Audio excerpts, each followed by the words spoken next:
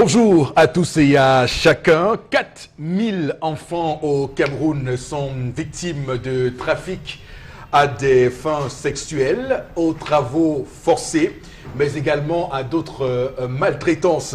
C'est le triste et sombre résultat d'une étude rendue publique hier par le ministère des Affaires sociales. L'étude révèle que le phénomène de la traite des enfants est en constante expansion au Cameroun. 36% des 4000 enfants en situation d'esclavage sexuel ont donc moins de 13 ans seulement, et donc 32,4% de ces victimes sont issues des 3 régions septentrionales du Cameroun. C'est assez grave, c'est terrible ce que vivent nos enfants, et c'est bien que le ministère des Affaires sociales en fasse ce cas, comme il l'a fait hier à travers la publication de cette étude réalisée au Cameroun. Donc 4000 enfants au Cameroun qui sont victimes de trafic, d'esclavagisme, mais surtout de maltraitance. Il faut qu'on en parle ce matin. C'est la raison pour laquelle on a choisi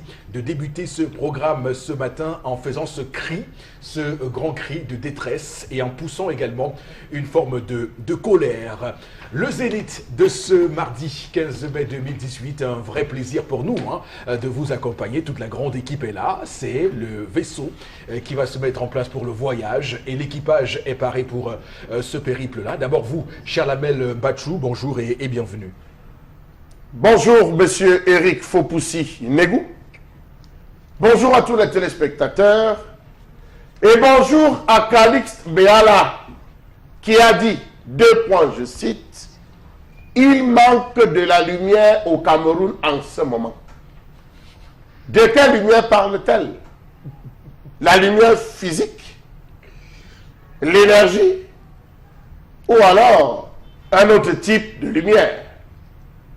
Dans tous les cas, just wait and see. Eh bien, je peux comprendre aussi de quelle lumière il s'agit, puisque comme nous sommes voisins au quartier, donc j'imagine qu'elle subit aussi ces coupures d'électricité, comme de nombreux Camerounais depuis quelques jours. Voilà, donc elle se le dit. Rappelons que tout récemment, il y a une étude qui est sortie, du moins une information qui a fuité dans la presse et via les réseaux sociaux, qui faisait état de ce que l'Allemagne a réussi à passer 32 ans sans coupure d'électricité. Alors c'est un record, un exploit qui pourrait nous rendre jaloux au Cameroun, puisque nous, c'est à chaque heure, à chaque minute qu'on subit, à chaque seconde, même à chaque tierce, qu'on subit des coupures d'électricité. Et c'est bien grave pour un pays comme le nôtre qui souhaite, comme vous le savez, émerger. Immerger, émergence. Immerger à l'horizon 2035, puisqu'on va s'immerger plutôt qu'émerger. Également sur ce plateau ce matin, avec un brin aussi de folie, Florazé, bonjour et bienvenue. Bonjour Eric Fopoussi, bonjour à vous sur le plateau, nos chers téléspectateurs, bonjour. Moi, je veux souhaiter beaucoup de courage aux élèves du CM2 qui actuellement sont dans les classes pour le concours d'entrée en 6e. Vivement que dans pratiquement tous les centres. Je pense également que c'est une situation qui nous interpelle et qui me fait aussi penser aux élèves des régions du nord-ouest et du sud-ouest. Et justement, bon, pour ceux qui sont dans les salles de classe, beaucoup de courage. Et je rappelle que lorsqu'il sera 11h passé de 6 minutes, nous allons également revenir avec des informations buzz, notamment à ce prix décerné justement à Kalitoko et Kambi qui fait actuellement le buzz sur la toile. Donc on va reparler justement de ce prix et de ses performances, pourquoi pas de son retour même au sein de l'équipe nationale. Alors je vous demande, Florazé, quel souvenir vous avez de votre passage du concours, de l'examen d'entrée en 6e? Quel souvenir vous avez? C'est loin, alors que j'avais un cartable bien garni de pain de goûter au train, oui. Et surtout, je pense, oui, bien garni. Et vous avez réussi de goûter le concours? Bien sûr. Et 2 même, j'en ai fait 2. Oui, que j'ai réussi. Et vous avez réussi. Et je suis, bon, enfin, les détails, c'est pas pour ici. C'est pas pour ici, c'est pour vous. Il n'y a pas de secret entre nous, en tout cas. Bobo Bengan également sur ce plateau ce matin, madame, monsieur, bonjour et bienvenue. Merci, bonjour Monsieur Fopossi Negou, bonjour à vous chers téléspectateurs. Moi, je n'ai pas fait le concours d'entrée en 6e, c'était très élaboré. Je suis arrivé en cours moyen, deuxième année, très âgé, je ne pouvais pas m'accepter. Voilà. Donc, 2003, Marie-Louise Teku Otabela lance le cri de la femme. Beaucoup de femmes ont adhéré à ce mouvement de cris de détresse parce qu'il fallait, pour la femme camerounaise, s'engage à avoir plus de représentativité au sein des institutions étatiques. 2018, Edith Kawala lance les mères de la nation et les balayeuses. Aujourd'hui, la femme camerounaise pleure. Ses enfants n'ont pas d'avenir. 2 régions complètement en état de délabrement. La région de l'extrême nord, depuis 2014, dans une situation trouble. Les enfants sont abordés par les ordures ménagères qu'on n'arrive pas à prendre. Voilà. Est-ce que Kawala et ses amis seront entendus? Toujours est-il qu'à chaque fois, la femme camerounaise pleure. Est-ce qu'on entend son cri? Je m'interroge. Voilà, on s'interroge, mais surtout on va à votre suite relever que le CPP dont Kawala est présidente, rappelons-le, a fait un travail exceptionnel et remarquable dans le nord-ouest à Bafout, avec son secrétaire général Franck ici qui revient avec une enquête sur le théâtre, le chaudron de la crise anglophone. Pour ceux qui lisent la presse, allez lire la Nouvelle Expression pour vous enquérir de cette belle interview que Franck ici accorde à la Nouvelle Expression sur ce qui se passe sur le théâtre de la crise anglophone, précisément là-bas à Bafout, où le gouverneur de la région du Nord-Ouest a étendu l'interdiction de circulation des motos-taxis. Donc c'est pour dire que le CPP est en train de faire un travail remarquable et c'est surtout encourageant pour nous autres républicains. Également sur ce plateau ce matin, Tendance Cogne, la voyageuse. Alors, tu as fait l'entrée en 6e, tu te rappelles de comment ça s'est passé ce jour-là? Je voulais faire, mais on m'avait attaché. Oui. On m'avait attaché dans mon village. Je suis sûre que ce sont mes copines qui m'avaient attaché. Elle croyait qu'elle devait devenir 0. Dieu a dit que tu ne peux pas être 0. Oui. Quoi qu'il advienne. Oui. Mes copines m'avaient attaché, ça en a mon cœur. Parce qu'à l'époque, là, il y a des moments où, quand j'arrivais en classe comme ça, le sommeil me prenait seulement. Vous voyez un peu, quand on attache une fille, ça fait que ça. Tout à fait. Quand le maître explique quelque chose, je dors. Il explique quelque chose, je rêve toujours que je suis au champ. Donc tout ça, on m'avait attaché, mais par sa grâce, je vais vivre pour longtemps. Très bien. Alors, il est 10h08, on a 22 minutes pour planter le décor de l'histoire du jour et échanger en plateau. Hier, je partais à la cathédrale, je partais prier pour mon pays. Et prier pour les enfants qui composent le concours d'entrée en 6e aujourd'hui. J'ai prié même pour moi-même. Et du coup, j'ai vu une femme, quand j'ai garé à la cathédrale, c'est une femme qui est sortie derrière moi, elle me dit, Tana, depuis je te cherche. Tu me cherches comment? Je ne suis pas sur Facebook, maman. On cherche quelqu'un qui a un téléphone. Prends même le taxi ou la moto, tu dis qu'on te laisse au Carrefour Equinox. Tu viens, si je ne suis pas là. Si je suis là, on va te dire, montre mon bureau. Tu viens me trouver à mon bureau. Soit si je ne suis pas là, tu tapes seulement mon nom sur Facebook, tendance que tu me fais un message inbox. Elle me dit, maman, je suis dépassée. Donne-moi les conseils, pardon. Si tu veux me donner les conseils maintenant, demain je vais regarder l'émission 10-12, le Zénith. J'aurai aussi besoin de conseils du père Mbombok, de Charles, de tout le plateau, quoi. J'ai dit, maman, explique-lui, je parle. Il m'avait prié. Elle me dit que c'est une fille qui travaille dans une société de la place, que si vous voulez, je suis le nom de la société. Ça dépend. Je suis le nom de la société, Eric. Non, on peut s'en passer. On peut s'en passer. Je peux tout citer après, dire que c'est toi qui as dit qu'elle cite. Non, jamais. Ok, je ne cite pas. Donc, elle travaille. Elle a quand même un petit truc, quelque chose à la fin du mois. Et du coup, elle a fait la connaissance d'un gars. Le gars veut l'épouser. Je commence encore à poser la question. Est-ce qu'on doit épouser un gars qui ne travaille pas? Est-ce qu'on doit épouser un gars qui n'a pas d'emploi? Point d'interrogation. Je lui ai dit que, mais un gars qui ne travaille pas, comment? Que vous allez manger que les cailloux à la maison, mamie? Elle dit que le gars a laissé l'école, ça fait 1 an, mais il cherche le travail. Donc le gars a un bon bagage intellectuel. Ça fait 1 an, il cherche le travail, il part déposer ses dossiers partout. Mais sauf que le gars, ils sont seulement 3 à leur mère. Donc, 2 sœurs et lui, il est le frère, lui le seul garçon. Ses frères veulent qu'il se responsabilise. Et ce n'est que son eux qu'on attend.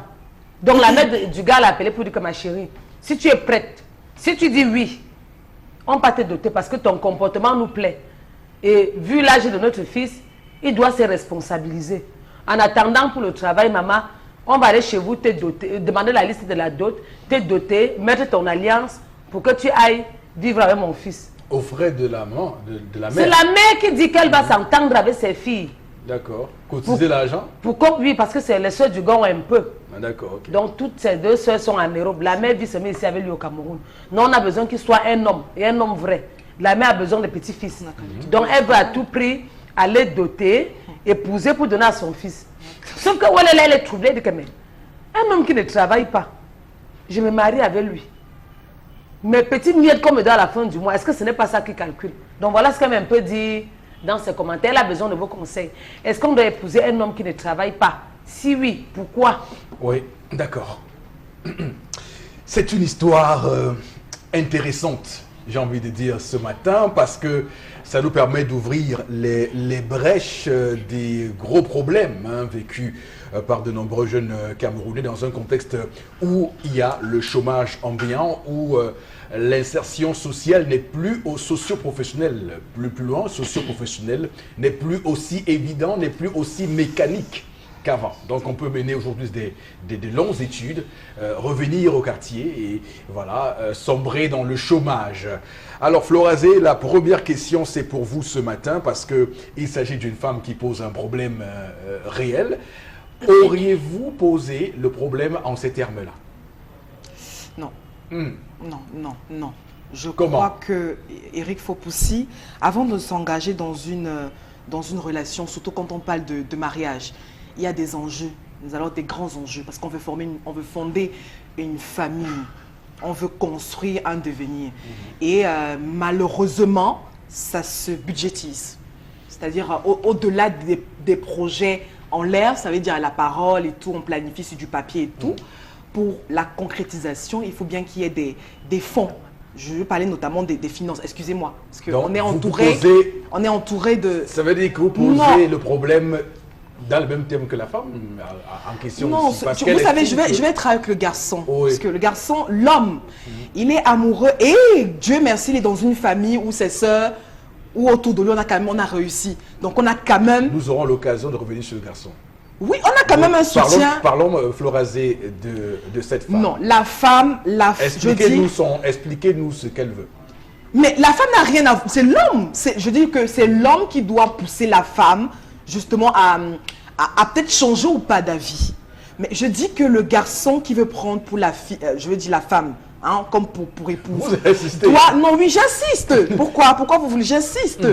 Pour dire que c'est lui qui doit créer, c'est lui qui doit créer un certain encadrement. Parce qu'après, ça pose un problème. Parce que la femme est amoureuse, oui. Mais après ça, on ne va pas vivre d'amour et d'eau fraîche. C'est ce que je veux dire. On peut bien être amoureuse pour la femme, mais l'homme également, parce qu'il a un devenir, c'est lui qui construit la femme. C'est lui qui encadre la femme. Il va le faire comment? D'accord. Je dis donc que Dieu merci, il est dans une famille où il y a quand même un potentiel financier. Donc, ça veut dire qu'avant même de penser au mariage, parce que la famille dit non, on va doter tout. Non, c'est pas toujours ça l'essentiel. Est-ce que l'homme est assez mature sur pratiquement tous les points pour encadrer une famille? Le mariage, c'est pas pour tout le monde. D'accord, c'est bon. Il faut avoir une certaine discipline, je dis pratiquement dans tous les domaines. Bon, que comme vous, cette femme, cette femme la parole, clairement, a des doutes doutes sur cette capacité de l'homme, comme le dit Florazé, à tenir un foyer. Qu'est-ce que vous dites?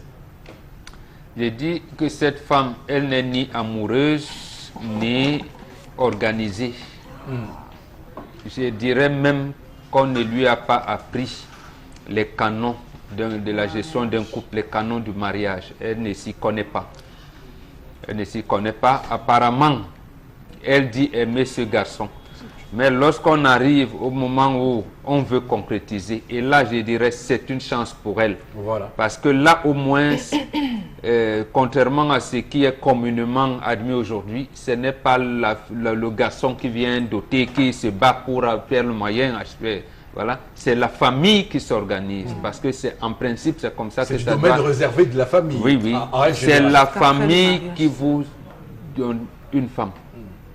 La D'accord. famille qui vous donne une femme. Et la famille apprécie la femme. Et elle dit, elle risque de rater la chance de sa vie. Et vous savez ce que c'est que la femme. On voit une fille qui vient chez elle. On l'adopte, on dit, elle est bien. Elle est acceptable. Vraiment accepte. Voilà. Et elle ne perçoit pas ça. Elle regarde plutôt le porte-monnaie qui est encore vide. Le factuel. De son amant. Voilà, son porte-monnaie encore complètement vide. Il ne vit que donc, voilà une chance. Et elle, au lieu de se dire, comme dit Tendance, je gagne mes miettes, comment je vais aller en relation de mariage dans une famille qui est ainsi organisée. D'accord. Comment on va s'en sortir, mon mari et moi, avec le titre non, que non, dit donc son porte-monnaie là. Ça me permet de poser la question principale, centrale, alors, celle qui taraude l'esprit de nombreux jeunes, parce qu'il est le plus souvent et communément admis que pour s'engager dans une relation de mariage, il est important qu'on ait rassemblé un certain nombre de bagages financiers, un certain nombre de stabilité financière, pas souvent de stabilité financière. Bon, Bengan, est-ce que vous pensez que cette façon de penser est logique? C'est ce qu'il faut faire, ce qu'on doit faire, c'est ce qu'il faut faire? Mais les bourgeois divorcent, et pourtant ils ont tout. Et si c'était ça, le mariage, les familles bourgeoises n'auraient pas connu de divorce. Non, ça, ce n'est pas vrai. Le mariage, c'est la constitution, j'allais dire, d'un univers jusqu'à la mort. Qu'est-ce qu'on doit supporter dans le mariage? C'est en fait, lorsque vous allez, on vous dit, mais j'aime tel nom. Mais quels sont les défauts que je vais devoir supporter jusqu'à la fin de ma vie avec mon partenaire? Donc l'argent n'a rien à voir dessus. Ok. Alors, tendance, le plus souvent, et c'est beau, c'est un discours mielleux, hein, pour ces hommes qui peuvent s'engager sans avoir une assise financière, mais tendance, le plus souvent, les femmes se plaignent que il y a un thème qui est consacré, hein, la femme de galère. Quelle galère avec un homme? Le jour où il a l'argent, il la met à la porte. Est-ce que cette femme est en train de fuir ça?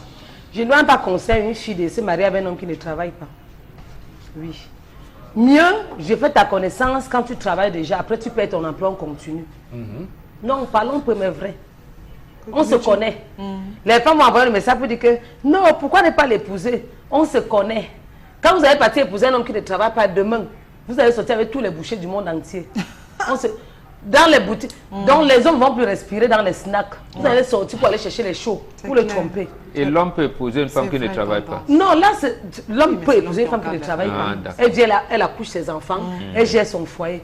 Mais une femme, elle épouser un homme qui ne travaille pas. C'est encourager les hommes même à être paresseux. Demain, quand j'aurai mal à la tête, est-ce que tu vas appeler ma belle-mère pour dire ma tête me fait mal jusqu'à? S'il n'y a pas à manger, il faut que j'appelle ma belle-soeur en bain. Non, elle travaille elle-même. Elle travaille elle-même. Mon argent, tu sais ce qu'il fait avec mon argent, bon. J'ai des projets dans mon argent. Est-ce que mon argent, c'est pour gérer mon foyer? Mon argent, c'est mon argent, la sueur. Ma sueur. Oui. La sueur de mon front. Ça veut dire que tu as ton argent, tu as mal à la tête, tu préfères... Non. Non, ça c'est un détail. Non, c'est un détail. Je peux acheter Ouais. les chloroquines. Voilà. Je bois. Si ça ne calme pas, il me faut aller faire les examens à l'hôpital. D'accord. L'argent va tout sortir dans mes poches. Comme j'ai toujours combien à la fin même du si tu as mois. l'argent? Non, même si j'ai l'argent, si je commence à dépenser sur moi, que j'ai un homme, ça ne donne pas. C'est pas comme c'est moi qui passais le temps même à le nourrir. Il faut que j'appelle ma belle-soeur, peut-être au Canada, que je voulais te dire qu'on a faim. À un moment donné, même tu deviens ridicule, on ne te respecte même plus. On va voir tes coups de fil fuir. T'appelles même Mandiang parce qu'on se connaît entre belle-soeur. Je ne veux pas qu'on m'insulte moi. La belle-soeur va organiser le mariage, oui, la mère veut les petits-fils. Je vais commencer à pondre les enfants. Demain, vous allez m'insulter. On se connaît. Si vous me demandez de faire telle chose, je ne fais pas quoi, mon nom va être sur les réseaux sociaux. Que je la nourris. Moi, la fille qui est nourrie, on a épousé, donné à mon frère. Au Dieu nous manque le respect. Je ne veux pas moi qu'on m'insulte. Mieux, je fais ta connaissance que tu travailles déjà. Après, même si tu payes ton emploi, on continue. D'accord. Si tu viens et que tu ne travailles pas, vous venez finir mon argent. La sueur de ma bouche. L'argent que je souffre comme ça pour avoir, je souffre comme ça là pour avoir mes 5 francs. Tu vas encore venir finir ça. D'accord. Donc, Charlabel, il y a clairement une grande question qui se dégage de l'histoire de ce matin. D'ailleurs, on sent bien le malaise que certaines femmes ont le plus souvent à se positionner sur ce type de problème, parce que après, c'est toujours un pari de dire, bon voilà, un homme qui ne travaille pas, on se lance, demain il pourra être le prochain Bill Gates, je ne sais pas, Jeff Bezos, ou bien se lancer et il devient quand toute sa vie. Donc c'est aussi un pari qu'il faut pouvoir faire au final.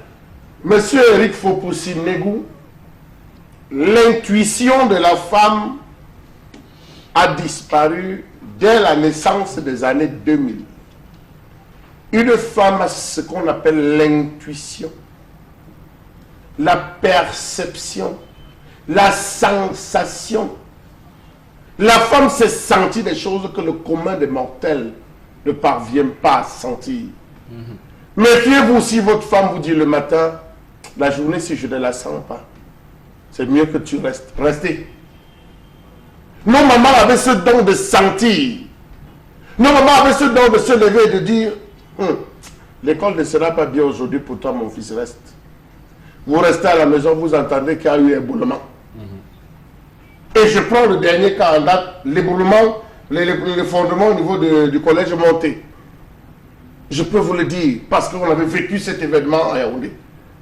Où des mamans, ma maman s'était levée, elle a regardé mon frère aîné, elle lui a dit, aujourd'hui là tu n'es pas à l'école, tu vas rester, tu vas m'aider à faire les travaux. Et effectivement, il était dans cet établissement. Les jeunes filles d'aujourd'hui ont perdu ça, l'intuition. Pourquoi? Parce qu'elles sont rattachées aux choses matérielles, aux choses qu'on n'emporte pas. La vraie femme disparaît lorsque le mari est là. La vraie femme ne parle pas. La vraie femme est effacée.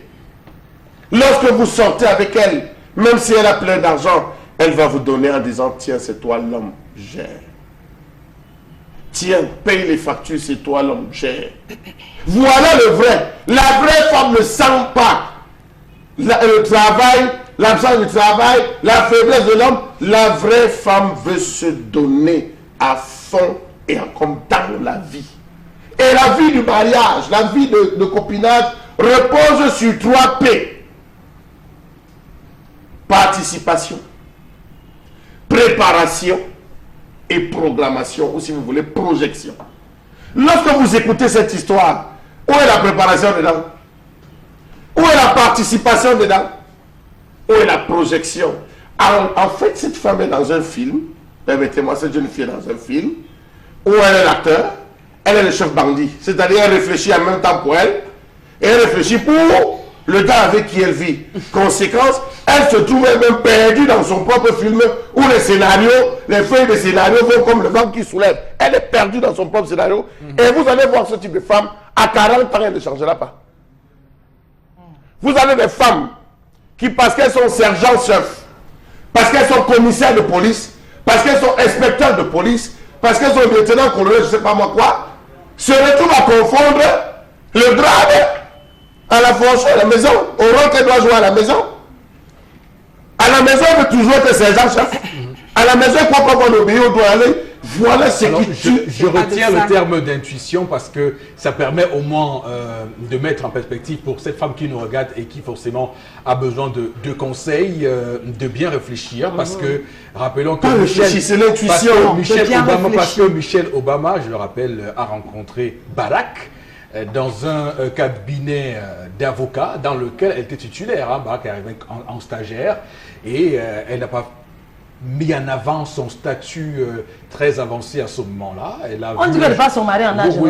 Elle a vu un jeune homme, elle a vu en lui un potentiel. Donc l'intuition dont vous parliez ici, elle a senti que ce jeune homme ce jeune homme, malgré une situation d'indigence actuelle, est promis un brillant avenir et puis elle s'est lancée. Donc, à un moment donné, c'est aussi ce qu'on doit pouvoir espérer de la part des femmes qui nous regardent, de pouvoir fleurer le bon coup, comme on dit le plus souvent. Oui, tu veux ajouter quelque chose? Je disais que Barack Obama, ma copine m'avait dit que son épouse le dépassait en âge. Oui. Donc, c'est une question qu'elle voulait poser. Est-ce que Bien c'est sûr, vrai, Eric? C'est vrai, oui. Ah oui, donc en amour, on ne regarde pas l'âge. Ah ok, c'est bon, c'est ce que je voulais savoir. D'accord. Comme la fille la manque, comme quoi, j'ai cru que Nietzsche manquait parce que la fille la manque. Hein? La fille la manque comme elle respire pas un bonbon. Si tu restes avec elle, elle manque même souvent. Ma copine Nietzsche, elle manque même souvent, jusqu'à souvent elle oublie même ce qu'elle a dit. Tu restes avec elle, elle te dit que voilà, ben, je parle de manque, tu la vois toujours au quartier. Oui, Charles Hamel va. Moi, je pense que, cette femme, elle a raté le principe du mariage. Elle n'a pas reçu l'initiation, l'éducation de sa maman, l'éducation de la cuisine. C'est une jeune fille qui a grandi comme ça. Elle a trouvé le travail. Elle ne s'accroche qu'à son travail. Et je peux vous dire, cette jeune fille, si elle viendra perdre le travail et que ce gars a la chance de décrocher un très bon boulot, d'avoir une vie sentimentale reposée, cette fille deviendra la peste qui viendra nuire son foyer en lui disant parce que hier j'avais et tout, tu m'as abandonné aujourd'hui comme toi tu ne me regardes pas. Ça c'est ce qu'on voit aujourd'hui, les filles qui sont devenues des parasites, des saprofites, des nuiseuses de foyer, des briseuses de foyer, parce que ça a loupé chez elles. Ça a loupé, quand le gars avait le temps, il n'avait pas le temps, ça a loupé, elle se retrouve à venir pourrir la vie du gars aujourd'hui. J'aime beaucoup le terme les saprofites. Les saprofites. Mais je pense, et je donne rarement mon avis sur des sujets sur ce plateau, et je préfère tout de suite le dire. Hein. Si je suis à la place du gars, c'est vrai qu'il n'a pas consulté l'émission pour qu'on donne un conseil. Il a l'écoute, il regarde comment. Oui, bon, c'est nous regarde. Et qu'il se rend compte ce matin que sa future fiancée, que sa fiancée a un doute sur leur mariage ou non. Mon frère, retirez-vous simplement. C'est pas ta femme. C'est pas votre femme. C'est pas la femme de votre vie. C'est pas la femme de votre vie. Donc voilà. Donc Florazé, un petit mot, oui. Allez-y. Charles Hamel, la femme, monsieur, si vous êtes un homme, n'acceptez pas un 100 francs de votre femme. Hein, n'acceptez pas qu'elle achète une tôle, un parpaing, etc. Soyez homme, faites tout, etc. Parce qu'après, elle sera parasite, etc. et tout. Que Charles Hamel aujourd'hui dise que non, la femme doit faire ci, doit faire ça, etc. et tout, je suis très étonnée. Je suis même d'accord avec ce qu'il dit, parce que c'est ce que je soutiens souvent ici quand je parle de dialogue et tout dans les relations. Mais je suis étonnée qu'aujourd'hui Charles Hamel retourne sa veste. Mais je reviens pour dire qu'il n'y a pas que l'amour, Eric Fopoussi. Oui, allez-y. Donc on a le droit, au-delà de l'amour. Et puis parce qu'on est amoureux, mais on garde aussi sa raison. Donc on a le droit de choisir avec qui on voudrait faire sa vie, que ce soit sur le plan moral et financier. Vraiment, dites tout ce que vous voulez au quartier, dans les bureaux et autres, que c'est un discours d'une femme matérialiste et autres. Je dis non parce que les plus grands calculateurs dans cette histoire, ce sont les hommes. Ils savent à présent, et puis la famille également, ils savent que voilà un potentiel. Hein, la dame, elle travaille, etc. et tout. Maintenant, ce que tu as tendance à dire de façon est fondamentale.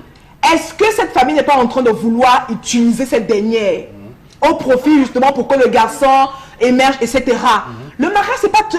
Il ne faut pas qu'on nous dise que le mariage, c'est une fin en soi. Vous dites à cette femme, c'est une consacration, une réussite de la vie. De tout stopper. Je dis à la femme, puisqu'elle est en pleine réflexion, de réfléchir. Ça, elle a toutes les cartes avec tout ce que nous déballons ici sur ce plateau. Mais je dis, elle doit bien réfléchir. Elle doit bien réfléchir et peser le pour le contre et toutes les conséquences. Mais je dis, on a le droit de choisir. Je peux décider d'être avec un monsieur qui travaille, comme tendance l'a dit. Ça ne fait pas de moi une femme matérialiste ou quoi que ce soit. C'est un peu comme vous les messieurs aujourd'hui. Je crois, se dit, monsieur, 9 prendront une femme au moins qui se débrouille. Qu'elle soit colbosseuse, mais qu'elle fasse quelque chose. Et non, comme vous avez l'habitude de dire, une consommatrice. Monsieur Eric Fopoussi, j'apprécie l'intelligence avec laquelle Florazé retient mes propos. Oui. Sauf qu'elle les rend mal. Sauf qu'elle les rend mal. Je vous invite un homme avant d'épouser une femme. Oui. Devait avoir le minimum exigible dans le temps. C'est-à-dire un champ, une maison, équiper la cuisine de sa femme, savoir chasser ou pêcher avant d'aller chercher femme.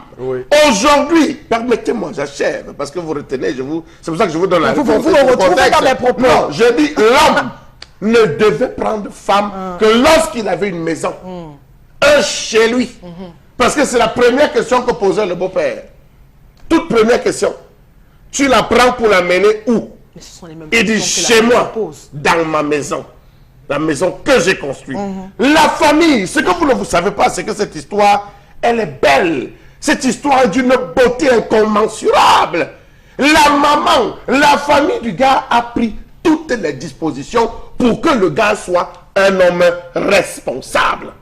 C'est la famille qui amène son fils, son enfant, le fruit de ses entrailles à devenir responsable. C'est la famille qui organise le mariage. C'est la famille qui organise tout. Non pas pour laisser le garçon dehors, mais pour le consacrer, le mettre, le responsabiliser dans un domicile et dans un toit. Et pour vous dire que ce garçon a déjà une maison. Ah ouais. Je peux vous le dire, Oui. il ne va pas prendre la femme. Non, ce que Flora est en train de dire, notamment, je ne sais pas là où elle sort, mais je vous le dis, ce que vous la famille comptez qui est prépare... justement des novellas que nous regardons. Ce que vous comptez, non, mais attendez. Attendez, on Au secours. Oui, ce que vous dites justement, elle dit ce que les femmes regardent tous les jours. Novellas, c'est autre. Merci. Nous sommes dans la réalité. La femme doit bien réfléchir.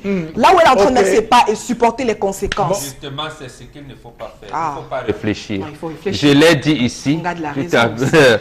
Justement, c'est parce que vous réfléchissez que vous tombez. Parce que vous pensez que votre cerveau seul peut voir tout. Or, vous ne pouvez pas voir votre nuque, madame. Personne ne voit sa nuque. Donc, c'est les autres. C'est pour ça que j'ai dit tout à l'heure que cette femme, elle va rater l'homme de sa vie. Et même la famille de sa vie. Les belles-sœurs vous acceptent. Votre belle-mère vous accepte. Organise le J'ai dit, elle est tombée du ciel. Non, Voilà. non. Non, C'est mais la bon. chance de sa vie. Bon, alors, Florazé, on va avec vous prendre les différents messages, les réactions des téléspectateurs ce matin qui souhaitent eux aussi, bon, Bengan d'ailleurs, à votre suite, réagir à vos propos. Pas que vous, bien sûr. Tout le monde sur ce plateau. Allez-y, Florazé. Alors, la femme doit avoir confiance et foi en son mari, dont elle doit croire que tout va changer. Il se peut que tout change d'un jour à l'autre, sauf que le monsieur n'est pas encore son mari. Hein. Autre SMS ce matin. Non, j'ai ajouté un commentaire après pour dire que le monsieur n'est pas encore son mari. C'est ce que l'histoire dit. Voilà. Un conseil aux prétendants. Bon, la jeune femme ne devrait pas avoir cette perception de l'entretien de son couple, à savoir le regard de son portefeuille. Car si tout homme avait déjà une situation, on n'aurait pas de très belles histoires d'amour. Enfin, ça, c'est vous qui le dites. Hein. Alors, une autre réaction ce matin. Moi, est-ce que les téléspectateurs n'appellent pas pendant qu'on... un conseil aux prétendants de cette femme, qu'il cherche femme ailleurs. Cette dernière est une calculatrice. Merci, monsieur. C'est vrai que financièrement, le couple dépendra de la famille de l'homme. Et ça peut être problématique, tant pour l'autorité de l'homme dans son foyer que pour l'harmonie de son couple. Non, peut-être Nous faut dire demandons... un mot. Ah, d'accord. Je Non, demande... il faudrait dire comment l'Afrique est organisée par rapport à ça.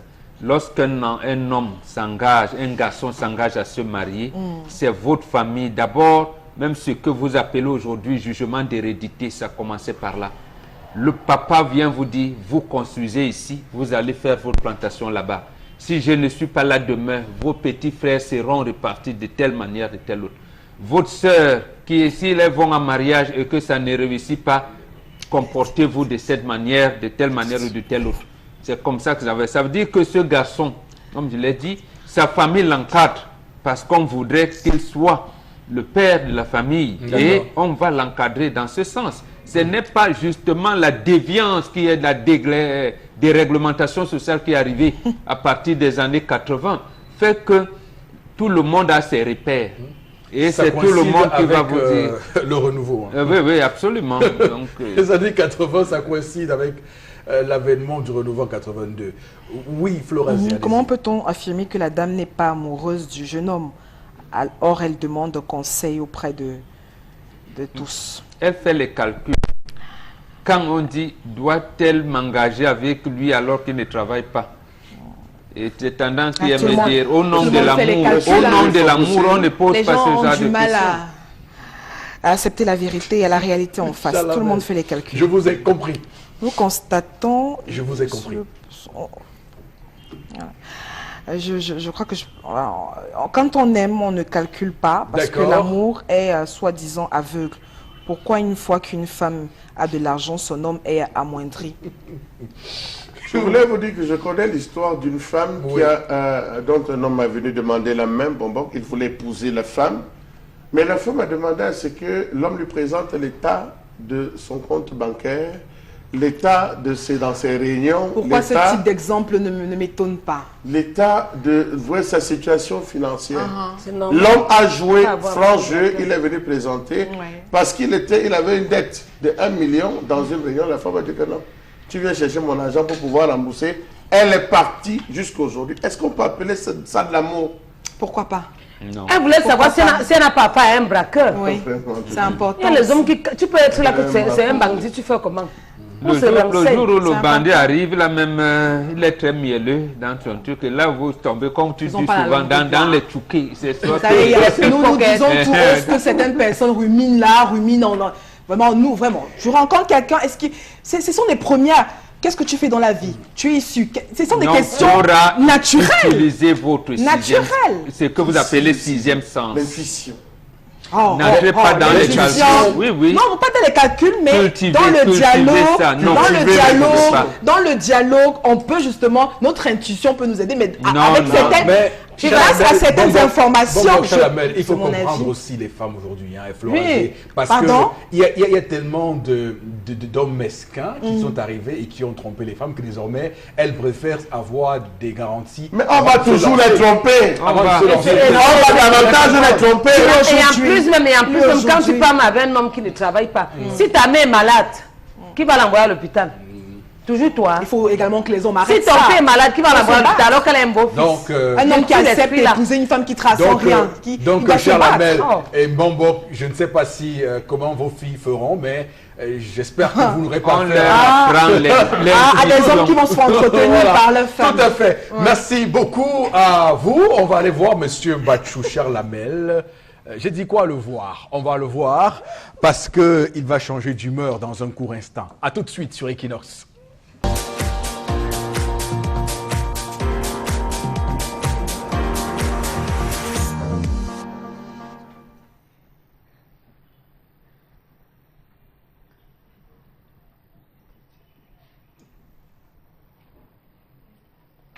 Je m'interroge ce jour sur la question des techniques de détournement mises en place par les voleurs de ce pays.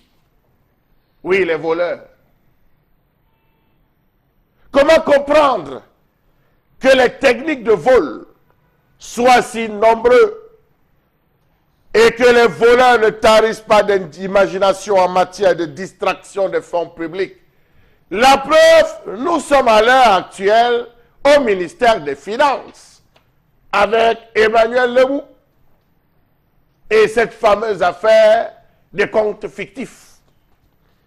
Comment comprendre que les gestionnaires de crédit soient devenus de gros prédateurs encore plus voraces de la fortune de l'État? Qu'est-ce qui peut expliquer le fait que ces voleurs de la République croquent aussi bien le budget de fonctionnement que le budget d'investissement? Savez-vous que s'agissant du budget de fonctionnement, les principales rubriques qui laissent libre cours à toutes sortes de manipulations vol sont camouflées dans les secteurs de l'eau, l'électricité, le téléphone, la facture ou la fourniture de bureau, l'entretien, véhicule, les frais de déplacement, le petit outillage, le matériel et l'immobilier, l'habillement, les vivres, nourriture et médicaments. Savez-vous que les dépenses des fournitures de bureau vont crescendo au fil des ans avec l'accroissement du budget de l'État sans rapport avec les services, mieux avec les rendements? Savez-vous que la ligne entretien véhicule est devenue celle qui engraisse le plus les gestionnaires de crédit et autres intervenants de la chaîne de dépenses, puisqu'il n'est plus superflu de constater que les véhicules neufs sont soumis à réparation 6 mois seulement après leur achat chez un concessionnaire. Savez-vous que nous avons 4 ministres du gouvernement du 2 octobre qui à peine ont-ils eu des véhicules, 6 mois plus tard ont renvoyé ces véhicules parce qu'il manquait de pièces. Ils ont dit que c'est lors d'une mission de prise de contact qu'ils ont dû endommager certaines pièces. Il fallait commander. Oh mon Dieu.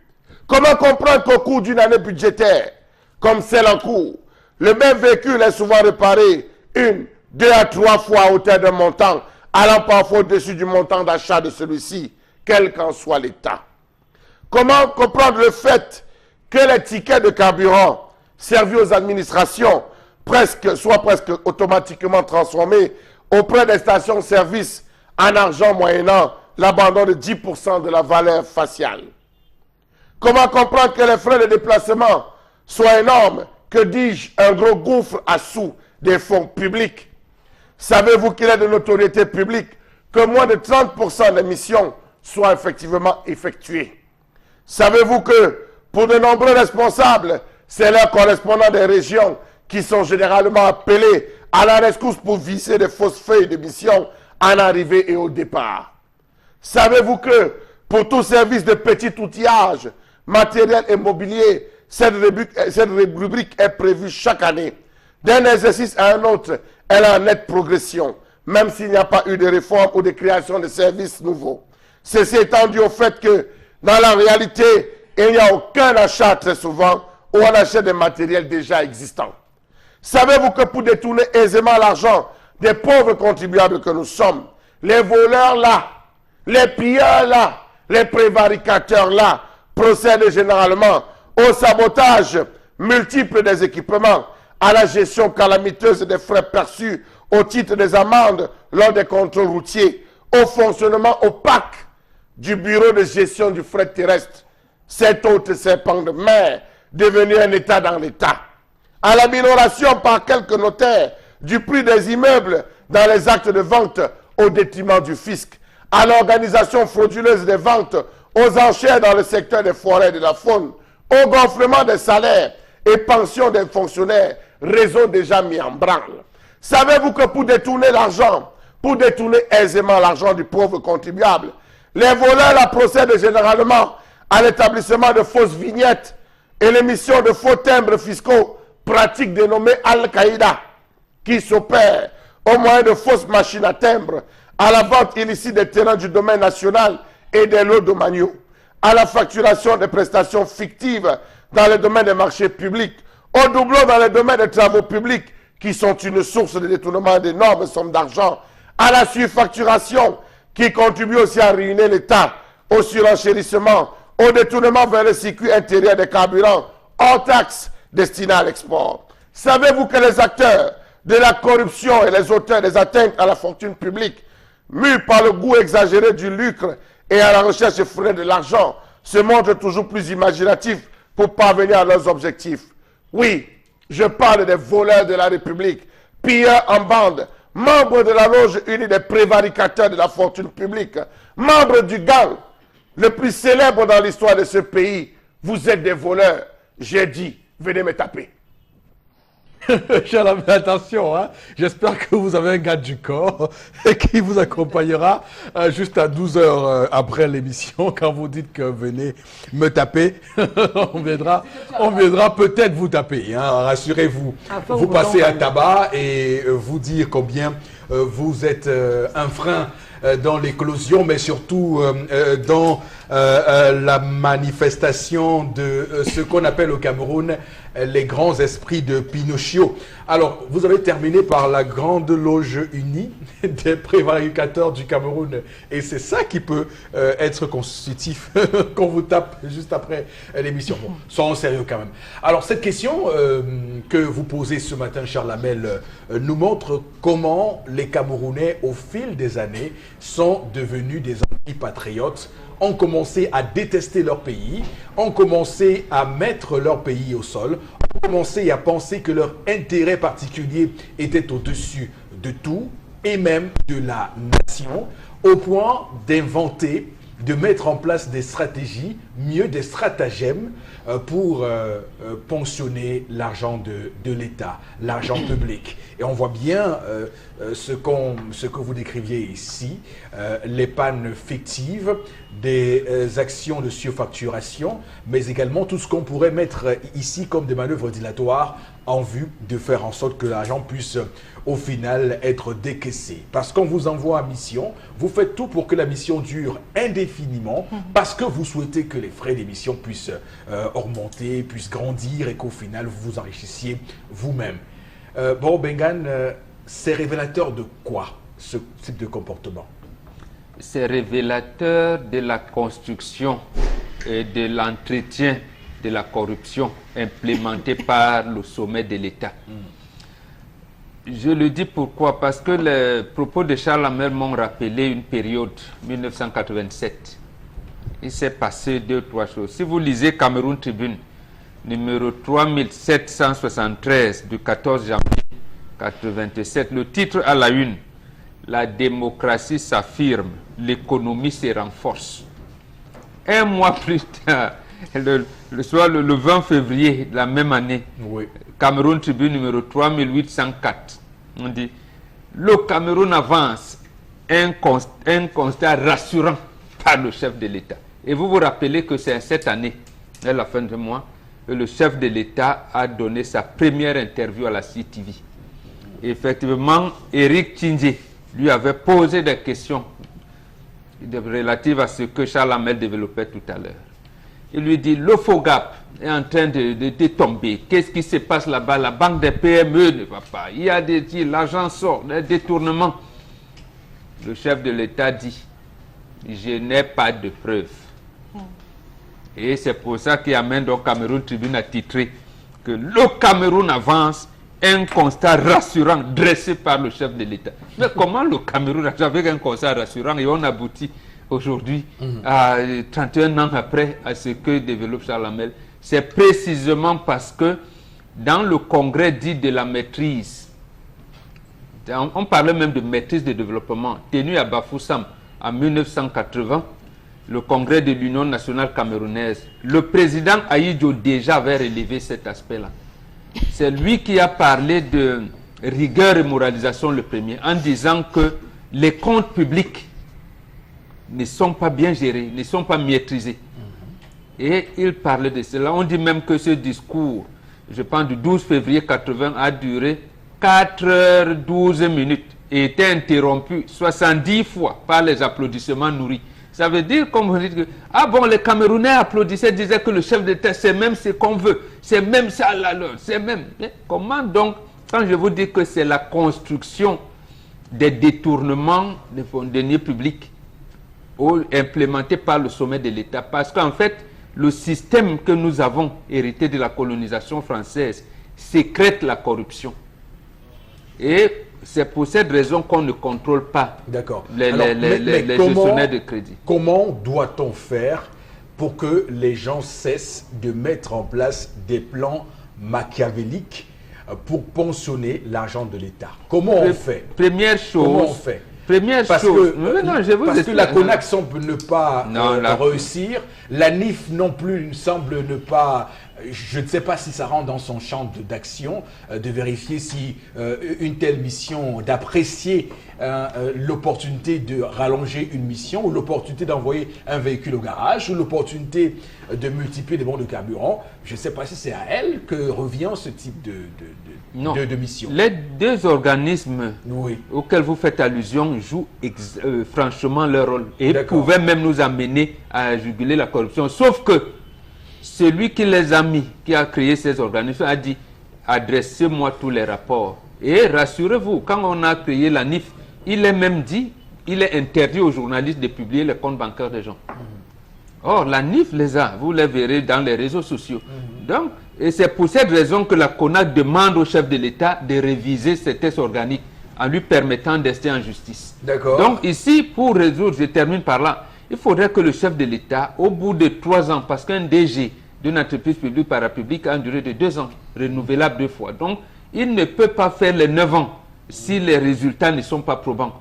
Deuxièmement, on doit organiser les assemblées générales des actionnaires. On se limite toujours au conseil d'administration. Et maintenant, les inspecteurs d'État, c'est comme ça qu'on les appelait à l'époque, vous parlez de consupé. Lorsqu'ils venaient inspecter, contrôler les comptes publics, ils ne vous avertissaient pas. Vous venez le matin, les gars sont là avec les ordres de mission. Mais maintenant, ils vous appellent. Ils sont en mission et c'est vous qui les prenez en charge.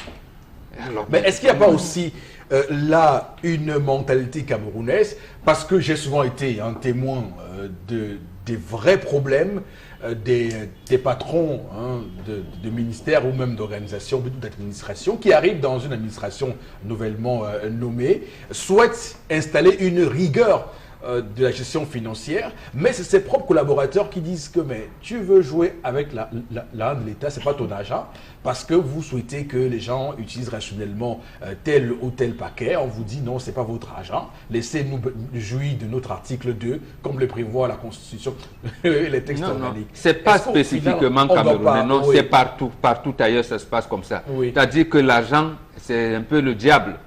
Vous avez suivi l'affaire Cahuzac en France.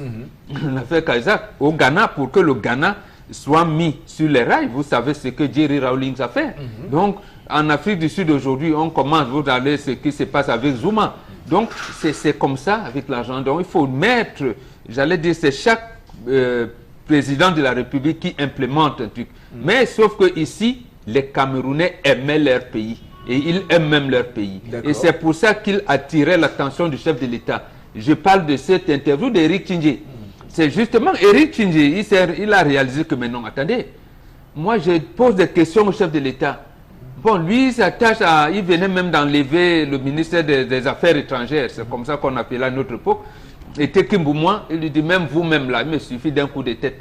D'accord. Mais attends, le lendemain, il devait partir. Ok. Donc, Chalamel, on a ces fonctionnaires qui fonctionnent exactement, je prends une image, une métaphore, pour qu'on comprenne très bien, comme un technicien électronicien que vous allez rencontrer dans un coin de rue pour réparer votre écran téléviseur et qui a le diagnostic qu'il faut de votre écran, mais préfère réparer à minima vos téléviseurs pour que vous soyez réguliers, pour que régulièrement vous venez le voir pour qu'il pour dépenser. Pour Monsieur Éric Fopoussi Négou, permettez-moi de vous dire que rien n'est fait au hasard dans ce système.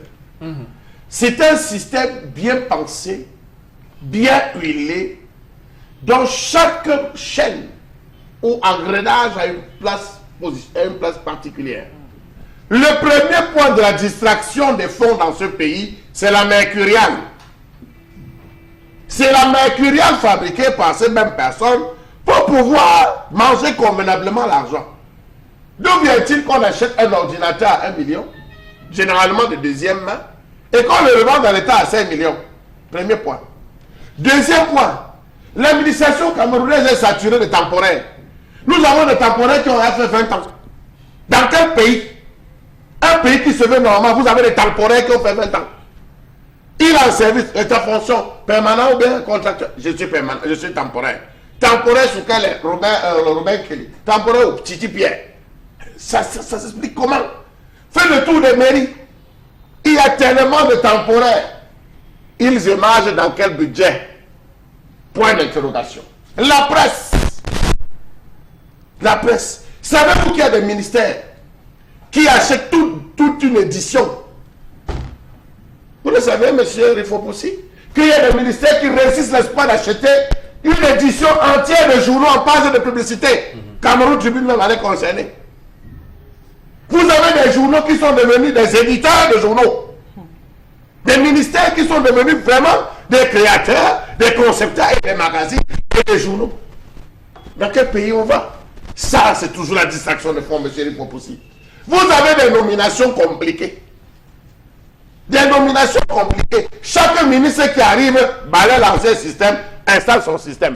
L'autre qui arrive, balaie l'ancien système, installe son système. Des réseaux de fraude. Je vais le dire à haute intelligible voix. Alamine Ousmane, mais avant de partir du ministère des Finances, a affecté, non pas de dire, il a affecté tous les membres de son service. Je ne parle pas de corruption. Oui. Je ne parle, non, c'est pas la corruption. Oui, c'est un fait. C'est un fait. Il a affecté tout le monde. Il faut regarder les derniers, vous allez vous rendre compte. On s'est interrogé, la presse s'est interrogée sur ces nominations, sur ces différentes affectations. Étaient-ce des affectations disciplinaires? Était-ce, on s'était posé des questions. Allez lire la nouvelle expression, vous le verrez. Nous avons des séminaires. Pour distraire les fonds, c'est des séminaires. Le Premier ministre lui avait demandé de réduire. Lui-même, le Premier ministre, a combien de séminaires organisés depuis? Il faut se poser les bonnes questions dans ce pays. Il y a les voitures de fonction, il y a le carburant. Monsieur, vous voulez comprendre comment les gens détournent? D'accord. Merci infiniment à vous, Charles Abel, pour cette chronique qui nous a permis de rentrer en plein pied dans cette mafia. Madame, Monsieur Sissi, que prend fin cette première heure de l'émission. Merci infiniment de rester avec nous. À tout de suite, donc.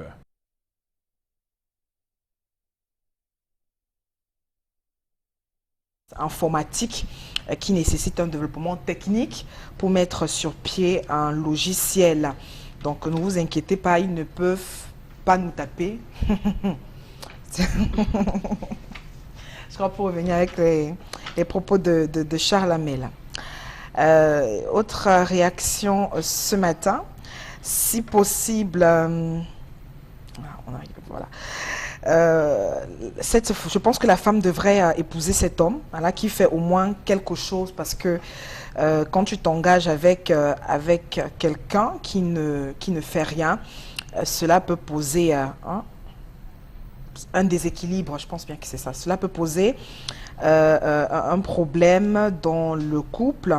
Il faut donc trouver quelque chose de consistant, commencer à trouver, et puis à côté on trouvera les défauts qui étaient auparavant invisibles. Voilà, c'est Christelle qui réagit depuis l'école de poste à Yaoundé.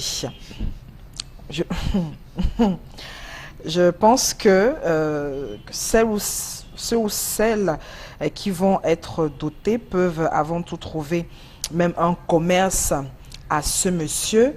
Donc la famille peut trouver un commerce à ce monsieur, mais la femme n'avait pas besoin d'en faire un problème d'État. Une autre réaction, je pense que la dame doit réfléchir avant de s'engager. Si j'étais cette dernière, je l'épouserais car elle a même le soutien de toute la famille. Je vis la même situation, je suis heureuse aujourd'hui parce que Dieu est au contrôle.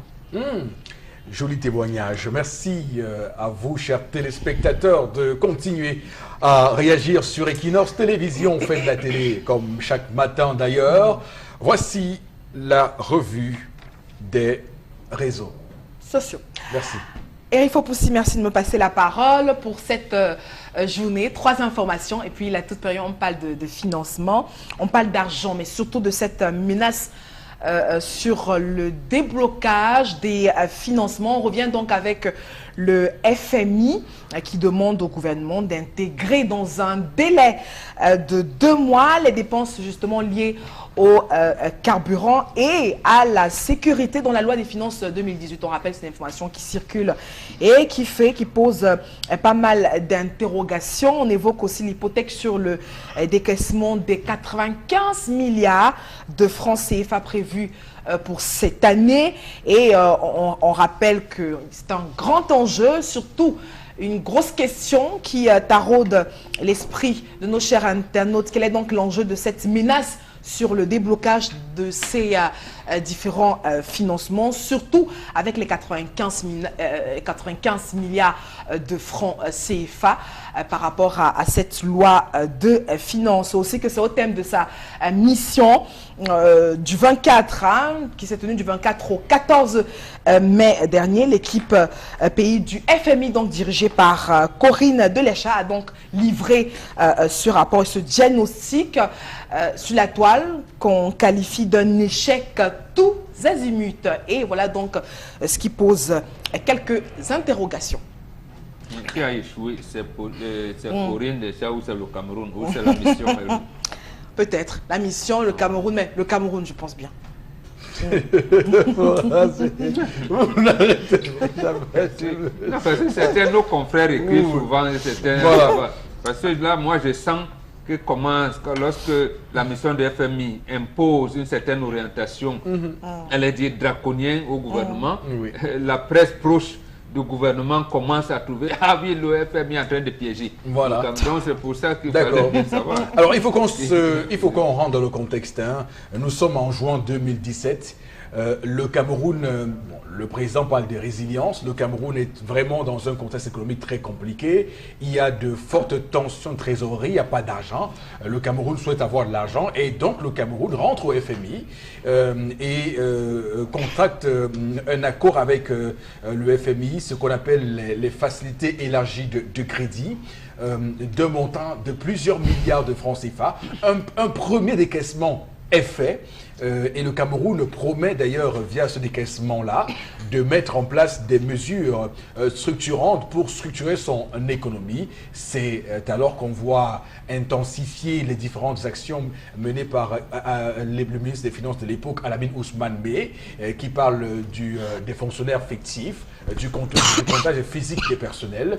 Alors, sauf que le FMI, cette fois, est allé encore plus loin et demande au Cameroun d'inscrire son budget lié au carburant, qui ne figure pas dans la loi des finances 2018, mais également lié à la sécurité. Boro Bengan, c'est quoi l'enjeu maintenant, puisqu'on parle de 95 milliards de francs CFA qui pourraient ou non ne pas être débloqués par le FMI si cette exigence n'est pas respectée dans les 2 mois?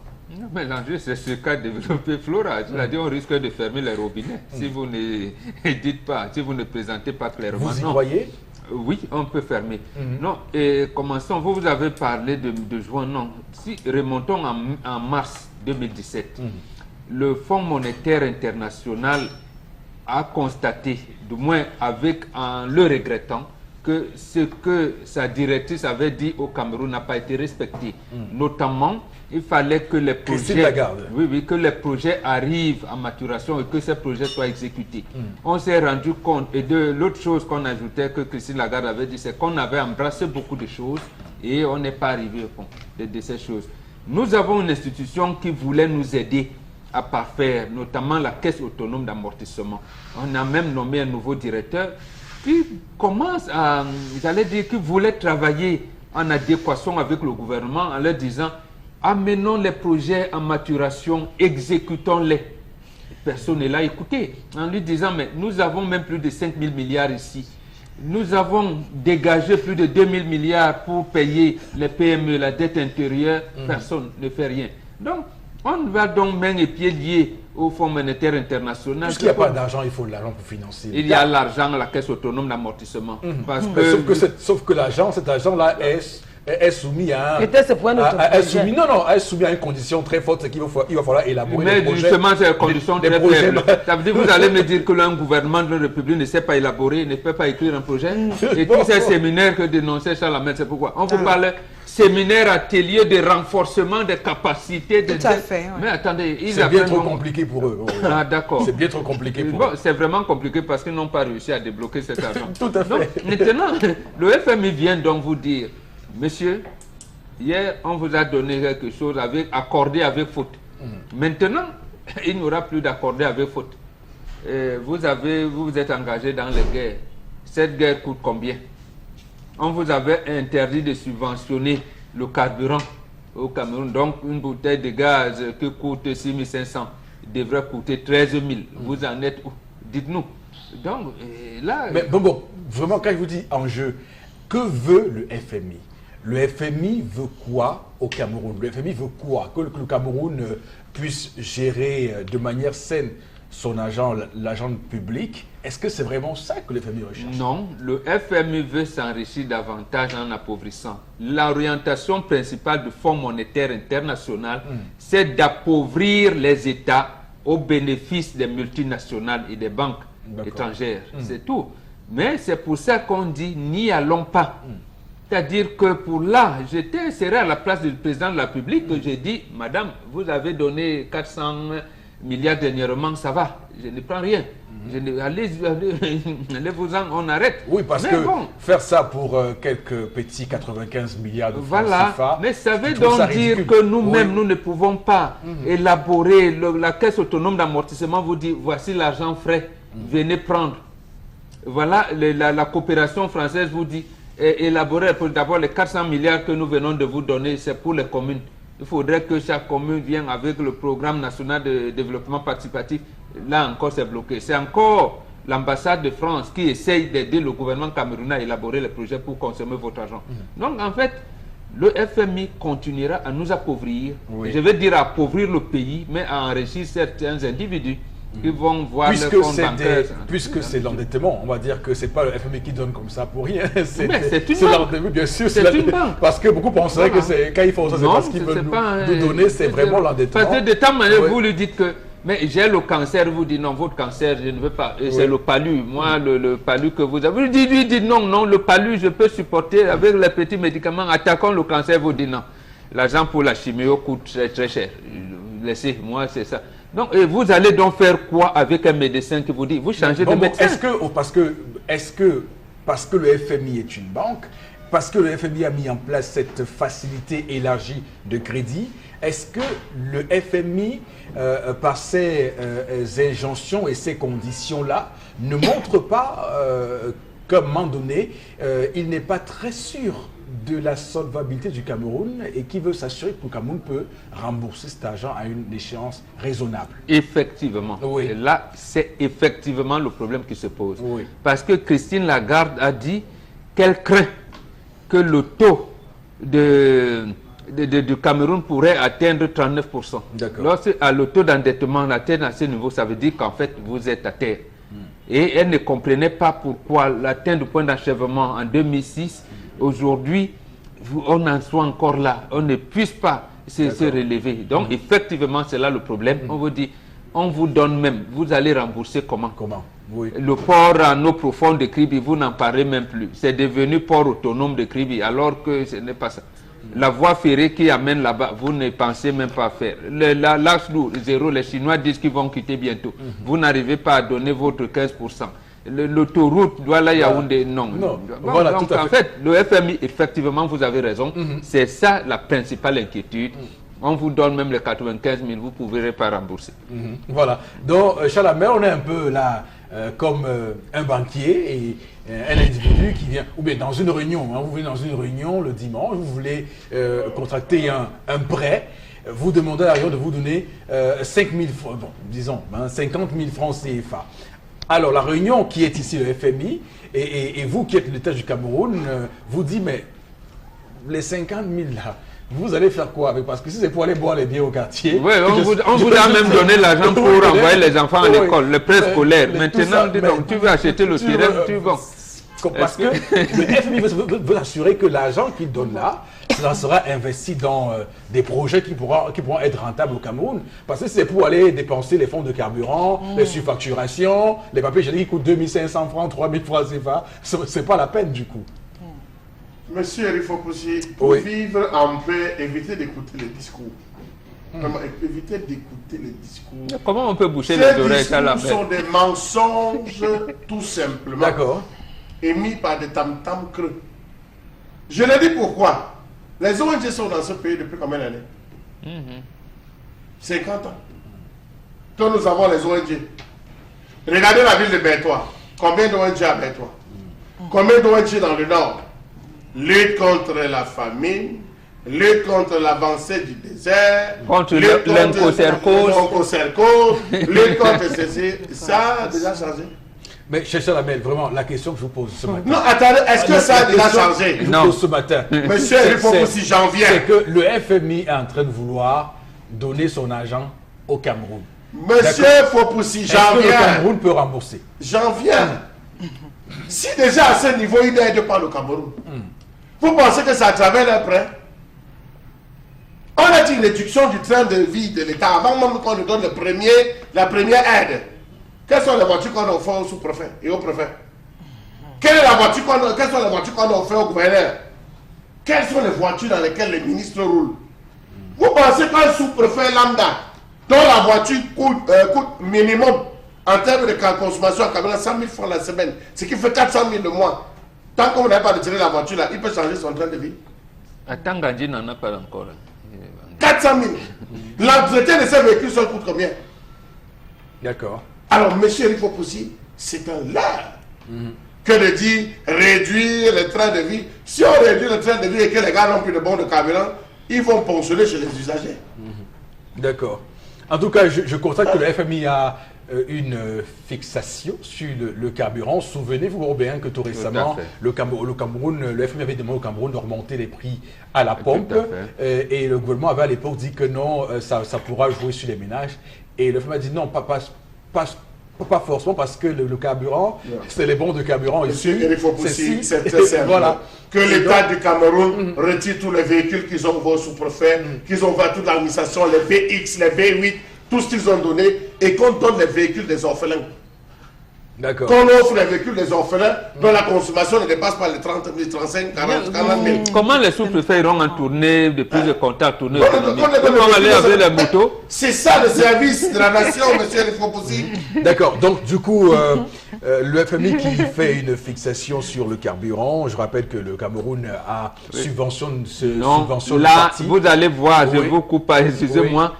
Certains journaux titrent que le FMI veut un soulèvement populaire au Cameroun. Parce que, effectivement, si le gouvernement ne subventionne plus les produits pétroliers, j'ai dit le gaz domestique qui coûte 6 500 sera porté à 10 000 ou un plus. Et le pétrole lampant, parce qu'on nous coupe l'énergie électrique tout le temps. Nous sommes rentrés à l'ancien Sonel, c'est comme ça qu'on appelle. Donc le pétrole lampant, le litre va coûter autour de 600, 600 à 800. Donc il faut dire que c'est 95 millions pour voilà, et ça, il y aura les impacts. C'est-à-dire que même le bâton de manioc sera payé, puisque la femme qui viendra acheter son manioc pour venir te faire le bâton, il va réduire. Donc il y aura... Mais c'est pourtant ce que conseille le FMI au Cameroun. C'est pourquoi nous dit ne pas y aller. Il ne faut pas y aller. De subventionner le carburant, les prix de voir. Comment ils vont en faire maintenant, l'État du Cameroun? Peut-être que monsieur le ministre Moutazé est en train de récolter là, comme il fait la chasse, l'épervier, comment vous l'appelez ça, l'opération, c'est JPS 3, c'est JPS 3 ou 4. C'est COP, ils ont dit c'est COP, opération, comptage des physiques du personnel de l'État. Peut-être qu'il pourra engranger quelques bénéfices là et injecter dans le circuit. D'accord. En tout cas, merci beaucoup Florazé. On va surtout prendre également tendance sur cette... Donc ça veut dire qu'ils vont baisser le prix du gaz? Non. Non, ils veulent le prix du carburant. Non, ils veulent que le gaz augmente. C'est pourquoi on fasse comment? Mais le gaz à 6 500 francs, on s'en sort pas. Parce que l'État subventionne. Il faut dire que l'État paye la partie. L'État paye une partie pour que vous ayez ça à 6 500. Non, c'est trop cher. Si on pouvait diminuer comme avant, on nous laisse au gaz à 3 000 francs la bouteille. Tu sais qu'en achetant ton gaz à 3 000 francs la bouteille, tu peux utiliser un mois. C'est pourquoi on retourne au feu de bois. C'est pourquoi on va maintenant dans le charbon. C'est la femme qui est un peu maintenant qui me passe sur le gaz. Parce que retirer 6 500 francs comme ça, acheter une bouteille de gaz, ce n'est pas donné à n'importe qui. Bien sûr. Moi qui vous parle là, je n'aime pas le gaz à la maison depuis 2 mois. Je ne veux pas qu'avec le fou. Que parlons va dire qu'il manque. Oui, je fais les économies. D'accord. Le gaz, quand j'aime souvent le gaz, c'est seulement pour réchauffer. Jusqu'à si il rentre le soir qu'on a allumé le gaz, même pour faire les œufs et faire les problèmes. Je me réveille. Non, quand je prépare, ça risque alors d'être compliqué. Encore plus compliqué. Tu vois comment je m'organise. Plus compliqué. Qui prépare pas au feu de bois. Dès que je finis de préparer, je dépose. Le gaz maintenant me sert seulement pour réchauffer la nourriture le soir. Pour ne plus aller à la cuisine et que non, j'allume le four, j'allume le feu, je réchauffe. Donc si quelqu'un saute le riz sur mon gaz, c'est que la personne veut que le scandale. D'accord. Papa, pardon, diminue le prix du gaz. Bon, en tout cas, nous souffrons. Mais en tout cas, le FMI a donné 2 mois au Cameroun pour intégrer donc les dépenses liées au carburant et à la sécurité. Bon, on a voulu se focaliser au carburant. On imagine que pour la sécurité, c'est évidemment l'argent qui est débloqué pour la crise anglophone et pour l'extrême nord et la lutte contre Boko Haram. Le FMI veut voir plus clair sur comment cet argent et combien est dépensé pour savoir si les 95 milliards vont être débloqués ou pas. L'État du Cameroun, je vois mal Bengan jusqu'à présent, le Cameroun faire ça parce que ça relève de la souveraineté, notre souveraineté. Tout à fait, je connais le gouvernement. Ils vont réduire les bons de carburant, comme disait Charles Hamel. Si le sous-directeur avait, par exemple, 100 litres, on va lui réduire quelques litres. On va dire au FMI, bon, voilà ce qu'on distribue. Bon, l'histoire de subvention de pétrole, là, on continue à subventionner, mais on a enlevé. D'accord, en espérant qu'on sache même combien l'État dégage chaque année, normalement, pour subventionner ce pétrole-là, parce que c'est également une piste qu'on va pouvoir explorer. Florazé, l'autre information. Oui, la seconde information, Eric Fopoussi, on parle de sport, de football avec notre international Karl Toko Ekambi qui fait également le buzz. Il est donc le lauréat du prix Marc Vivien Foué pour cette année 2018. Je rappelle que depuis sa création en 2009, le prix, Marc Vivien Foué a été remporté par Karl Toko Ekambi. C'est le premier Camerounais à remporter justement ce prix qui récompense le meilleur joueur africain de la Ligue 1 française. Karl Toko Ekambi, donc meilleur buteur des joueurs camerounais de la Ligue 1. 17 buts. Il a donc obtenu 264 postes natifs avec justement son rôle qu'il joue de buteur, de passeur aussi dans son club Angers SCO en Ligue 1 en France. Et puis il dévance le Tunisien Wabi Kazi et le Burkinabé Bertrand Traoré.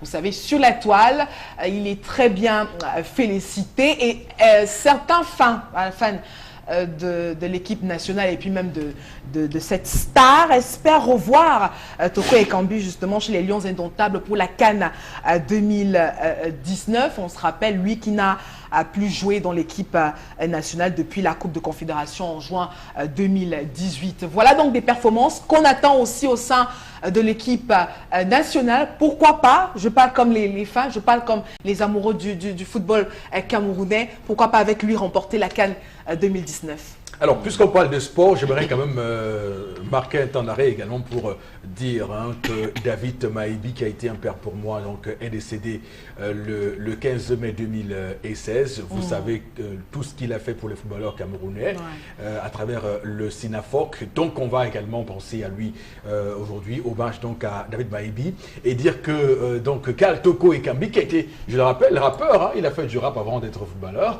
Donc, c'est quand même intéressant de le signaler. Oui, lui qui joue donc à Angers en France, Angers qui a souvent réussi à mettre à mal l'équipe du PSG qui est le numéro 1 en France avec là encore des performances très fortes de Karl Toko Ekambi. Alors bon, Bengan, c'est la première fois depuis 10 ans que un Camerounais gagne pourtant ce trophée qui est un trophée qui rend hommage à un footballeur camerounais. On va dire quoi? C'est une juste...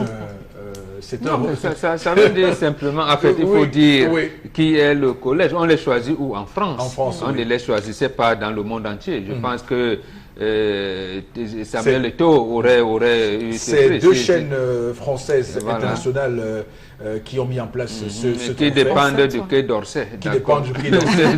Et qu'on ne citera pas sur ce plateau, qu'on se gardera bien de citer. Non, moi, Toko, il a dit quelque chose, c'est qu'il avait 10 ans quand Foué était décédé et il avait regardé... En 2003, le 26 juin 2003. Il avait regardé ce match. Et il a même des traits de ressemblance à Foué. Mais ce qui me fait aussi tiquer, moi je suis un homme du passé.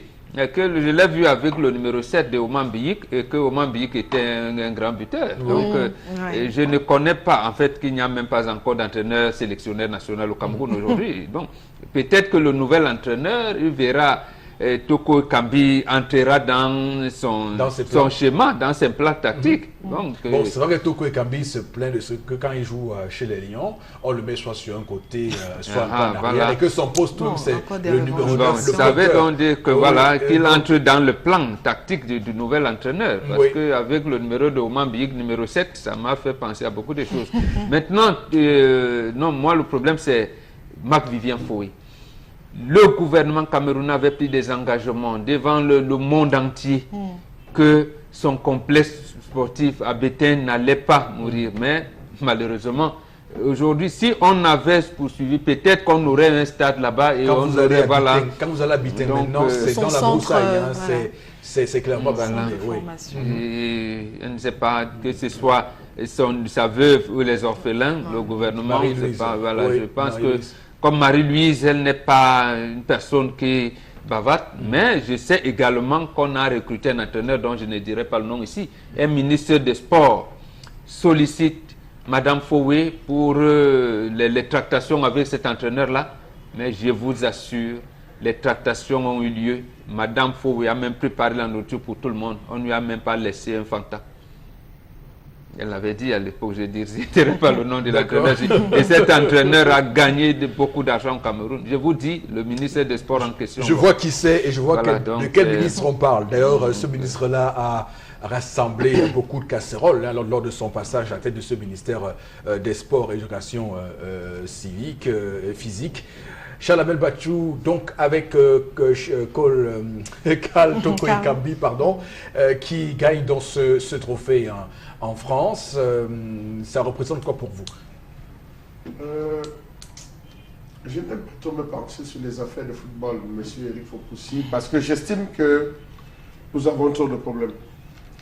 Bonbon a dans soulevé, le football aussi. Dans le football. Bonbon a soulevé. Non, le football, ça peut passer. Vraiment, pour moi, si on durcit cette affaire-là même pour 4 ans, ça ne va pas nuire les Camerounais. Oh non, pas On a J'ai une dit canne. pour 4 ans, On a une canne. histoire de repenser le football, ça ne va pas. d'accord, si c'est pour repenser, d'accord. On dissout pour 4 ans pour repenser. Oui, pour recommencer, pas de oui. problème. Donc, je me permets de dire qu'on ne peut que féliciter Karl Toko Ekambi. Et Ekambi, on ne peut que le féliciter par rapport à l'action qu'il a menée. Mais j'aurais souhaité qu'on associe par le nom de Marc-Vivien Foué à l'intérieur. Pourquoi? Tout simplement parce que, comme l'a dit Mbambok, on ne connaît pas la symbolique, on ne connaît pas mettre en œuvre, mettre à la le symbolisme que représentent certaines personnes, les icônes dans ce pays. Aujourd'hui, Marc-Vivien Foué, on parle de lui comme si c'était un vendeur d'arachide, comme si c'était un ramasseur de balles. Non, mais pourtant, au fond, reconnaissons un peu quand même que ça vient d'ailleurs, cette reconnaissance. Et c'est pour ça que c'est condamnable. C'est pour ça que c'est condamnable. Oui. C'est pour ça que je condamne. Parce que dans son pays... Ne leur reprochez pas, eux en France, D'avoir reconnu pensé la à un valeur prix. de... Voilà. Marie-Vient Foué, au moins vous pensez à lui Nous avons chaque eu le année. prix Moumier et je me suis toujours offusqué que cela vienne d'ailleurs. Nous avons un ministère, nous avons toute une direction du patrimoine, des monuments et du patrimoine qui peut le gérer au ministère des Arts et de la Culture. Non, je vous ai mal Pourquoi? J'ai pensé à un moment donné que vous mettiez en doute la Non, sincérité de ces organismes français Non. à rendre hommage à Marc-Vivien Foué et qui j'estime devaient enlever le nom dans leur chose. J'estime qu'à ce jour, M. Eric Fopoussi, les Camerounais devraient se lever comme un homme et demander, poser une question à son Excellence Olbia. Vous nous laissez quoi? Vous nous avez donné quoi? Vous nous laissez quoi? En 90, après la brillante prestation de Lyon, il a dit « J'aimerais qu'on retienne de moi l'homme qui a apporté la paix et la prospérité. » Je pense qu'il faut voir s'il n'y a pas la paix et la prospérité. Pourquoi tous ces gars vont en prison? C'est pas ce qu'on va retenir du président Biya. C'est ce qu'on va On ne retenir. doit pas retenir ça. Il doit laisser des C'est ça qu'il nous laisse. Vous allez retenir D'accord. quoi? Alors, Kaltoko Ekambi, tendance, tu le connais Mais quand il faut mourir, il était bébé. Hein? Il 8 ans. était bien petit, l'enfant là.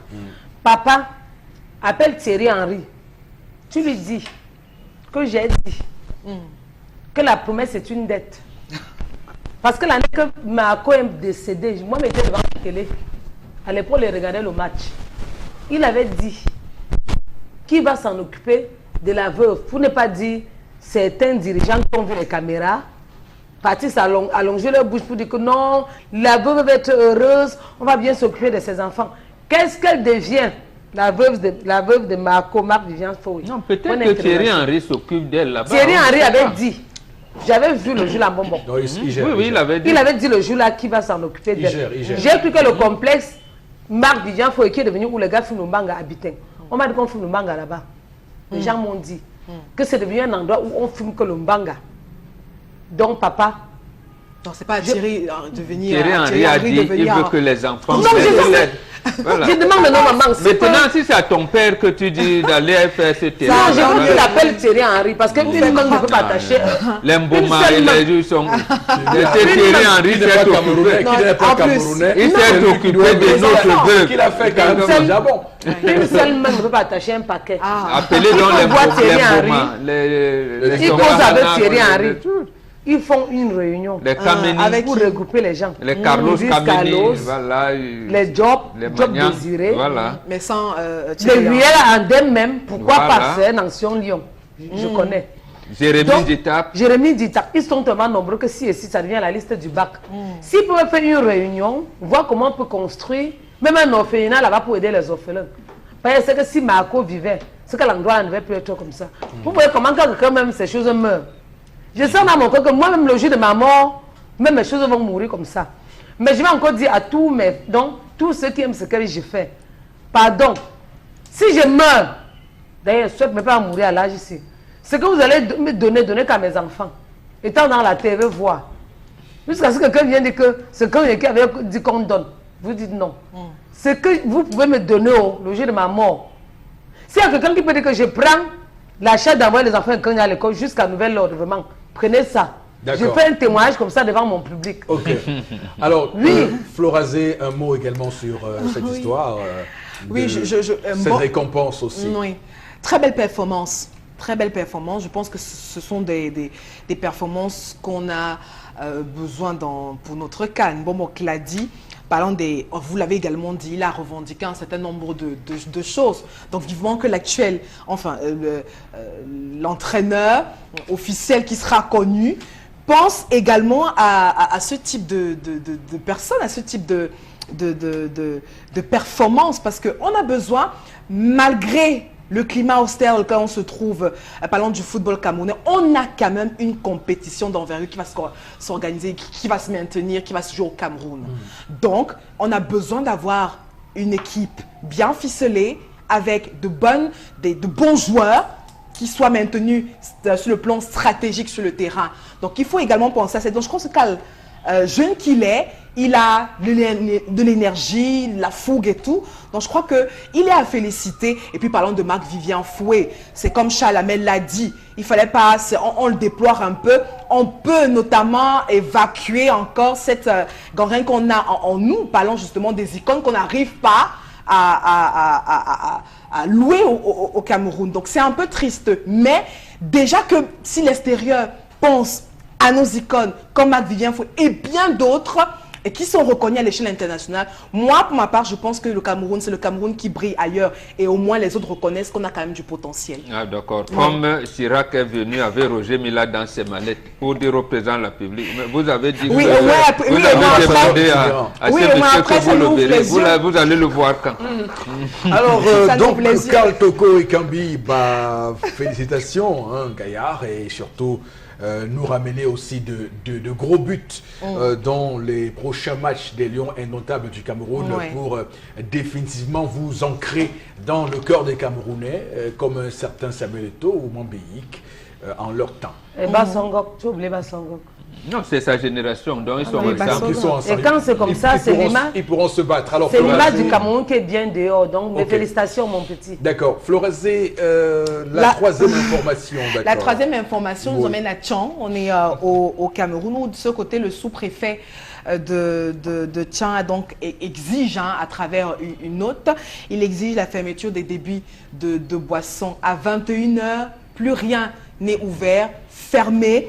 Et puis, la note également qu'on peut lire dit que tout contrevenant, là j'y arrive à cette présente mesure, verra son établissement, on le sait très bien, purement et simplement scellé. Voilà donc une mesure qui n'est pas, on va dire, acceptée par tout le monde. Hein. Les gens, certains sur la toile s'expriment qu'il y a tellement de choses à faire au Cameroun que c'est toutes les autorités, déjà sous-préfets et autres, qui sortent à chaque fois pour fermer les débits. Dernièrement, on était à Bertois, aujourd'hui on est à Tchang, un peu partout. On ne s'occupe que des débits de boissons et pourtant, on a d'autres domaines sur lesquels on devrait s'attarder. Les routes, problèmes d'électricité, problèmes de santé et autres. Mais on se focalise sur les débits de boissons. En tout cas, à Tchang, c'est 21 h ouvert.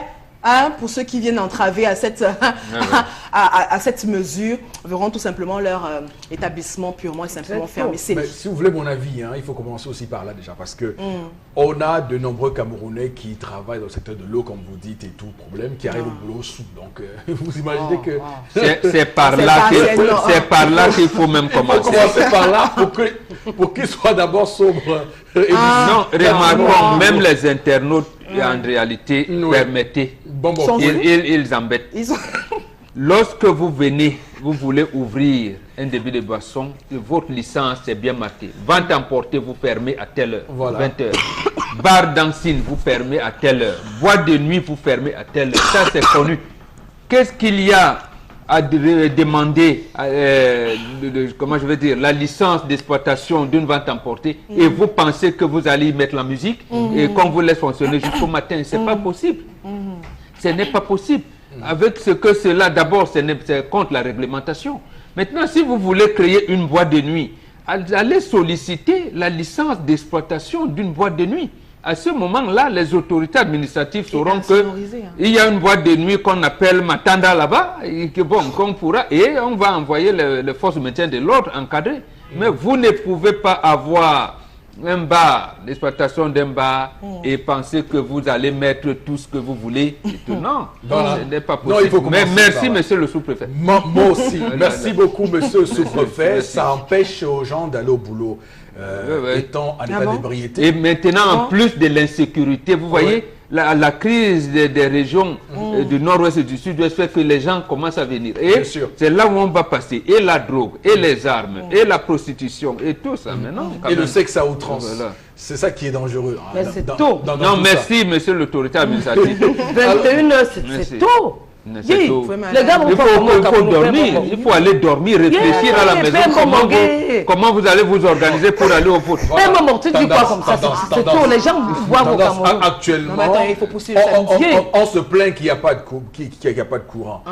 Imaginez-vous que, parce que c'est des Camerounais qui bossent dans ces entreprises, ce n'est pas des gens qui comprennent ailleurs. Mais qui ont également besoin de prendre un verre. Si ces gens doivent boire jusqu'à 4 heures le matin, quelle conscience ils ont le matin quand ils arrivent au boulot? Arrêtons un peu. Mais d'abord, mais qu'est-ce qu'on ne peut pas boire jusqu'à 21h? Voilà. Vous sortez du boulot à 15h30, 16h. Vous buvez jusqu'à 21h, c'est pas beaucoup. Et puis, c'est quoi cette habitude que les gens prennent à dire qu'il faut passer par boire une heure de rentrer du boulot? Papa, ça c'est beau au Cameroun. Vous rentrer chez vous. Vous voulez mettre les Camerounais où là?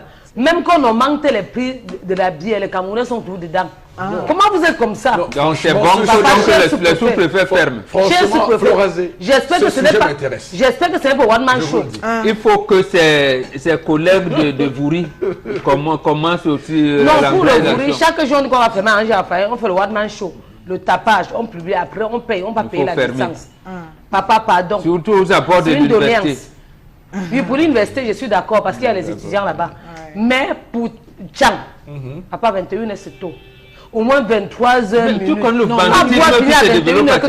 vas boire combien de bières? Minuit, il y a les patrouilles. On va boire combien de bières le soir? À 21h, c'est bon. Parce que quand je vois les quartiers comme Photo, au quartier Photo là-bas, c'est devenu du n'importe quoi là-bas. Il faut fermer pour que plus personne ne soit à les rues de la joie partout. Mais comment? Oui, parce il a pu même dans un quartier comme Pet-Grand, qui était avant un quartier quand même respectable, les bars sont nés là-bas d'une manière exponentielle. Non, on doit fermer ces bars-là. À Foréké aussi, vers la sous-préfecture de la ville aussi là-bas. Il faut tout fermer. Et les chiffres d'affaires et pour les commerçants. Les chiffres d'affaires sur les commerçants qui veulent. Mais attendez, les gens qui vendent par soirée 10 casiers de bière. La licence vous donne les heures d'ouverture et de fermeture. Et quand vous dépassez, c'est pourquoi on ne doit pas vous fermer. Vous envoyez dans les familles jusqu'à 20h, 21h. Alors, quelqu'un qui a ses cotisations, qui sait que je vends 5 casiers de bière par soirée, j'ai fait tellement de nombre de cotisations à la fin du mois. Vous venez encore couper d'un coup. Non, ils vont acheter avant 21h. Tendance est Florazé pour ceux qui parlent de chiffre d'affaires. Vraiment, arrêtez. Ce sont des commerçants, il faut également penser. Maintenant, les gars vont bien agresser. Quoi, pardon, les gars boivent, gagner de l'argent aussi. Facilement. Pardon. Aller dans les champs. Eric. Aller dans les champs parce que c'est où l'économie doit, c'est où les gens doivent. Oui, ce n'est pas dans la bière. C'est pas la bière qu'il faut aller aller dans les plantations. Quelle plantation? Déjà qu'il n'y a pas de terre. Mais attends, oui, mais oui.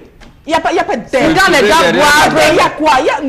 Permettez aux gens. Les gars boivent, je ne me coupe pas. Je vais aller jusqu'au bout de penser. Oui, vraiment. C'est un débat et on va débattre. Les Camerounais boivent pour noyer leurs soucis. Quand vous fermez les bars à 21h, c'est pour que les gars... C'est pour rendre les gars encore rebelles. Et le lendemain matin, les mêmes soucis reviennent. Ils dorment le soir étant bon. Ils restent tranquilles. Le lendemain, les mêmes soucis reviennent. Non, mais c'est quand même passable. Dis que fermer un bar à 21h à Tchang, c'est mettre les gens qui ouvrent par exemple à 18h, 20h. Ils vendent quoi? Comment? On va vendre combien de bières? L'organisme a besoin d'un peu d'alcool. Dites un mot, Charles Amel. Dites un mot, je vous en prie, Charles Amel. Dites un mot, parce que là, sur ce plateau, ça commence à aller vraiment. Monsieur Eric Fopoussi, connaissez-vous toute l'économie qui tourne tout autour du bar? C'est la drogue. Non, toute l'économie qui tourne. C'est la drogue, Charlamel. Les braiseuses de poisson. Lorsqu'un bar c'est la ferme, drogue, c'est le sexe. lorsqu'un bar non, mais ferme, Eric, faut c'est pousser. tout le quartier qui dort. Absolument, vous devez dormir. Ils doivent dormir. ferme, À 21h, vous ils avez doivent les dormir. braiseuses de Laissez, poisson. laissez Charles Vous avez Lamel. les braiseuses de maïs. De Qui envoie les porc, enfants à Vous l'école. avez les braiseurs de porc. Oui. Vous avez les gars, comment Des on appelle ça, colbosseurs et Les vendeurs de photocopieuse. dictateurs. Oui. Vous avez... À quelle heure 21h? Oui. Mais bien sûr. Mais attendez, vous avez Charlamel, que dit la réglementation? On ne va pas laisser Le piétiner la gongo, réglementation. le Charlamel, créez donc les boîtes de nuit. Le bouillon. Le problème est ailleurs. Le problème n'est pas ailleurs. Les Le boîtes, problème la est réglementation, on ferme à Si 21h. le sous-préfet cherche, utilise des mesures conservatoires par rapport au 20 mai, comme on les voit déployer dans tous les quartiers, Voilà, c'est sûr. désormais, et je félicite cette action, si ça peut conduire après le 20 mai, c'est d'accord. Voilà. Parce que pour la première fois, je vois des policiers entrer dans les quartiers, venir s'asseoir, observer, tourner. Si on pouvait envoyer comme ça de manière dissuasive, ça D'accord. allait. Donc j'estime que ce n'est qu'une manière dissuasive, c'est bon. Mais s'il faudrait, monsieur Erifo Poussine-Negou, dire que c'est définitif, qu'on ferme tous les débits, non. Je ne suis pas d'accord parce qu'il y a toute une économie qui se débrouille tout autour, qui se développe tout autour. D'accord. En Ouais, tout cas, je ce suis sera d'accord. votre- Les agressions aussi, suis c'est d'accord. Ce sera votre Mais non, mais avis, dans ce tous les sera- pays ce sera du monde, il y a votre- les agressions. Ce sera Il y votre a- avis, mais nous voulons une nation différente de celle actuellement promise et surtout Avec un encadrement celle du- qu'on, du- enfin, de je veux l'État. dire celle qui se passe actuellement, celle qui est promue aujourd'hui au Cameroun. Voilà. Madame, Monsieur, merci de nous retrouver sur Equinox Télévision. Voici Interpellation de ce mardi 15 mai 2018 avec un plaisir de retrouver les images de Cédric Chouna.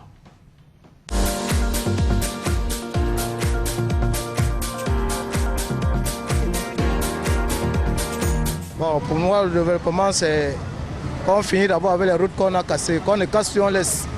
Exemple, il y a la route de nouvelle route de Bonabola.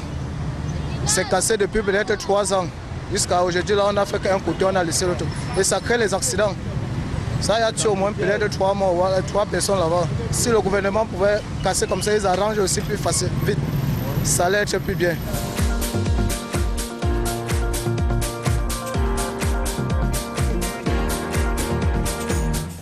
Voilà, retour donc sur le plateau pour disséquer cette histoire, cette interpellation. Voilà. Bon, Bengan, la question des routes, mais également en rapport avec l'insécurité. Oui, mais davantage la célérité dans l'exécution des travaux. Oui. C'est d'ailleurs là où le FMI là, nous a tiré les oreilles. Donc, vous avez vu, j'ai vu dernièrement, on a barré au niveau de Kondi. Bon, et on attendait vraiment la saison de pluie. Charles Lamel l'avait dit ici. Donc, on attend la saison de pluie pour engager les travaux. Est-ce que ça va se faire avec célérité? Est-ce que les déviations qu'on fait lorsqu'on veut aménager les routes sont des déviations appropriées et tout? Non. Vous allez voir que ce soit sur l'axe lourd. Après, en allant à Edea, vous avez vu certaines déviations maintenant et tout. Bon, ces bus-là, dans la ville même de Douala, rien du tout. Donc, c'est le saupoudrage, on racole. On procède au racolage, saupoudrage. C'est triste, ça. D'accord. Oui, Charles Lamel. Monsieur Eric Fopoussi, je ne sais pas si vous avez pris l'axe Douala-Mbanga depuis 2 semaines. Non. Rassurez-vous. Je suis honnête. Non. Rassurez-vous, sortir de Douala est un calvaire, rentrer à Douala est un autre calvaire. Nous sommes partis de l'ouest, je pense que c'était samedi, aux alentours de 15h, 16h. Monsieur Eric Fopoussi-Negou, nous avons traversé le pont à 22h. J'ai dit 22h. Pourquoi des embouteillages? Posez la question, vous allez vous rendre compte que les gars qui ont le chantier ont créé des déviations barbituriques, ont créé des déviations dont seul Matousalem peut venir expliquer comment est-ce que cela fonctionne. Vous vous retrouvez avancé à pas de tortue, elle ne peut même pas avancer parce qu'il n'y a personne qui est là pour vous dire comment vous allez fonctionner. Regardez le rond-point. Aujourd'hui, c'est difficile pour un gars de passer par le rond-point. Regardez à quelle heure les embouteillages commencent dans la ville de Douala ces jours. Vous ne pouvez pas prendre le boulevard de la République, vous ne pouvez pas prendre Bambopi. C'est compliqué, on ne sait plus où circuler. Pourquoi est-ce qu'on va créer, on va boucher certains axes, barrer certains axes sans penser aux déviations? Les déviations ont fait quoi aux ingénieurs? Est-ce que c'est moi, Chalamel, qui vais prendre un stylo, la craie, pour aller expliquer aux ingénieurs des ponts et chaussées que vous ne pouvez pas barrer une route sans commencer par préparer une déviation? Pourquoi c'est difficile au Cameroun? Pourquoi c'est difficile au Cameroun? On aménage un endroit, vous devez monter sur le trottoir, passer, vous avez les motos qui ne vous laissent pas. Mais c'est compliqué. Avec les conteneurs, M. Eric Fopoussi, qui à des moments sont obligés de venir, de frotter la lampe dans la tête pour réussir à traverser. C'est grave. Dans une circulation intense. Et également à ce problème, on a, c'est un casse-tête chinois, problème de stationnement au Cameroun. Mais attendez, on stationne où? Par exemple dans la ville de Douala. Vous voyez arriver dans un supermarché, vous stationner où? Là, ils vont marcher vous allez stationner où? Marché central où? Tout est bouché. Donc il faut, Eric Fopoussi, reconstruire la ville, reconstruire le Cameroun. Il faut tout casser et reconstruire. Et peut-être, je ne sais pas moi, Chalamel, peut-être que nous avions besoin de propositions. On se pose la question, peut-être. Non, mais le rond-point le rond-point feu rouge là, c'est à quoi?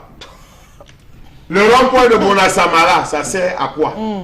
Le rond-point qui est sur l'axe de Mabada, là, il y a deux ronds-points où un véhicule, je dis un véhicule avec une semi-remorque qui est en train de venir après la lutte tendance, ne peut pas bien prendre le détour.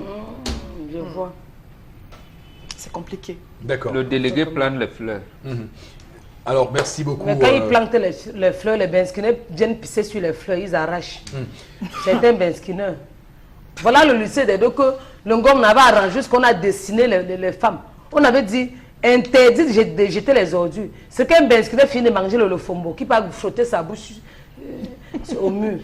Vous voyez qu'on ne connaît pas. D'accord. C'est là-bas que vous pissez tous les jours. Pour revenir au sujet et dire que pour interpellation, c'est important aussi que les travaux soient accélérés, comme on l'a dit sur ce plateau, pour éviter les désagréments qu'on peut subir suite à ces multiples déviations mal inspirées et qui envoient souvent des gens dans la gueule du loup. Voilà qui est dit pour interpellation ce matin. Florazé, quelques messages pour voir ce que disent nos chers téléspectateurs ce matin. Alors, on a un téléspectateur qui dit merci au sous-préfet de Tchang. Il dit la boisson a aligné les Camerounais. Construire les stades alors que nous avons des écoles, à ciel ouvert, c'est le dos Omnisport qui pense que c'est pas possible. Hein. Voilà. Bonjour. Déjà, démocratiser le Cameroun reste toujours à la traîne sur les travaux de la CAN 2019. Autre réaction, le FMI veut une deuxième émeute de la faim.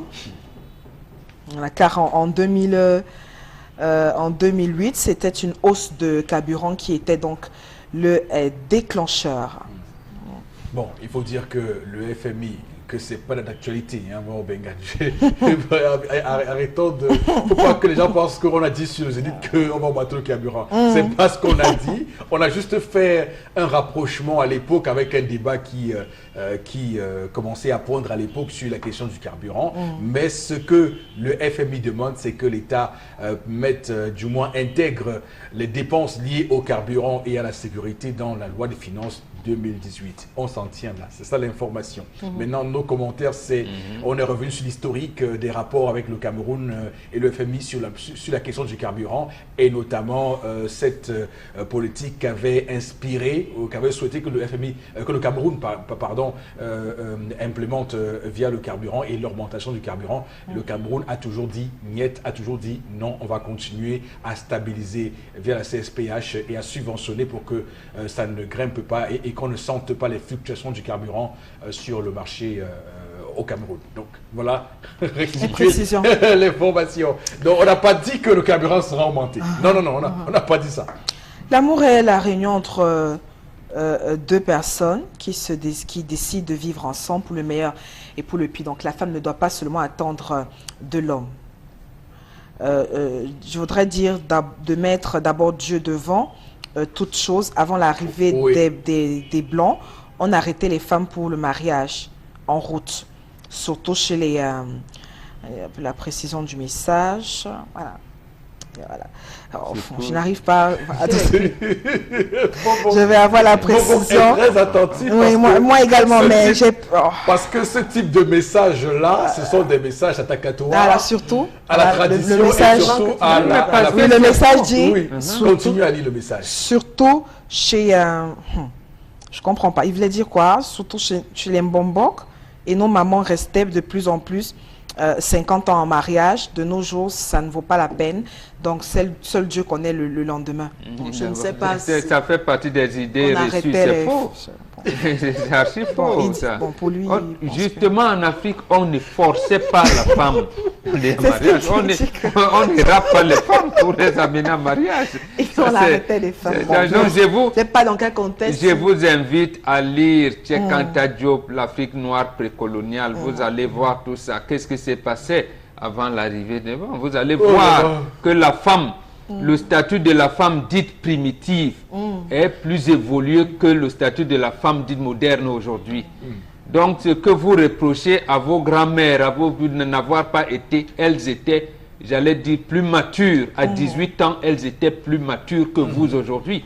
Ce n'est pas votre net, parce que vous pouvez appeler quelqu'un sur WhatsApp vidéo, vous pensez que c'est... Et j'aimerais surtout dire que même dans les pays occidentaux, il a fallu qu'il y ait mai 68 pour qu'on ait un commencement de libération de la parole féminine. Même Simone de Beauvoir le dit dans Mémoire d'une fille rangée. D'accord. Donc, il faut lire. C'est pour dire que l'Afrique avait déjà intégré la question de l'égalité, mais surtout de l'épanouissement de la femme et de son rôle, de sa place prépondérante dans la société, avant même que les Européens ne pensent à un jour concéder à la femme 2-3 petits pouvoirs. Et donc, oui, parce que c'est là que naît mai 68 avec le combat de Cohn-Bendit et les autres et tout ce qu'il y a eu comme manifestation là-bas. Mais sauf que ce mai 68 a plutôt, au final, jeté la femme occidentale et française en pâture, puisque on voit bien ce que ça devient aujourd'hui. Les violences faites aux femmes en France, allez demander les statistiques, tapez sur Google, vous verrez. Et que les femmes n'ont eu le droit de vote qu'au XXe siècle aussi. Voilà. Donc, Hier là, parce que beaucoup pensent qu'avant, dans ces pays-là, les femmes n'avaient pas le droit de voter. il faut mettre ça en perspective. Donc pour ceux qui veulent comparer les civilisations, il n'y a pas de comparaison à faire. La femme doit faire très attention car cet homme peut se comporter ainsi maintenant parce qu'il n'a pas. Elle a raison de penser ainsi. D'accord, merci beaucoup à vous, chers téléspectateurs, d'avoir été là ce matin sur Equinox Télévision pour nous regarder le Zénith. Et bien sûr, on vous donne rendez-vous demain. Mais déjà, nous sommes mardi et ce soir, votre émission préférée, Parole de femme de Jules Linguet, vous amène dans le quotidien de ces femmes danseuses professionnelles donc qui viendront évoquer tout ce qu'elles ont comme magie autour de leur profession. Alors, qu'est-ce qu'on se dit? Que Dieu bénisse le Cameroun.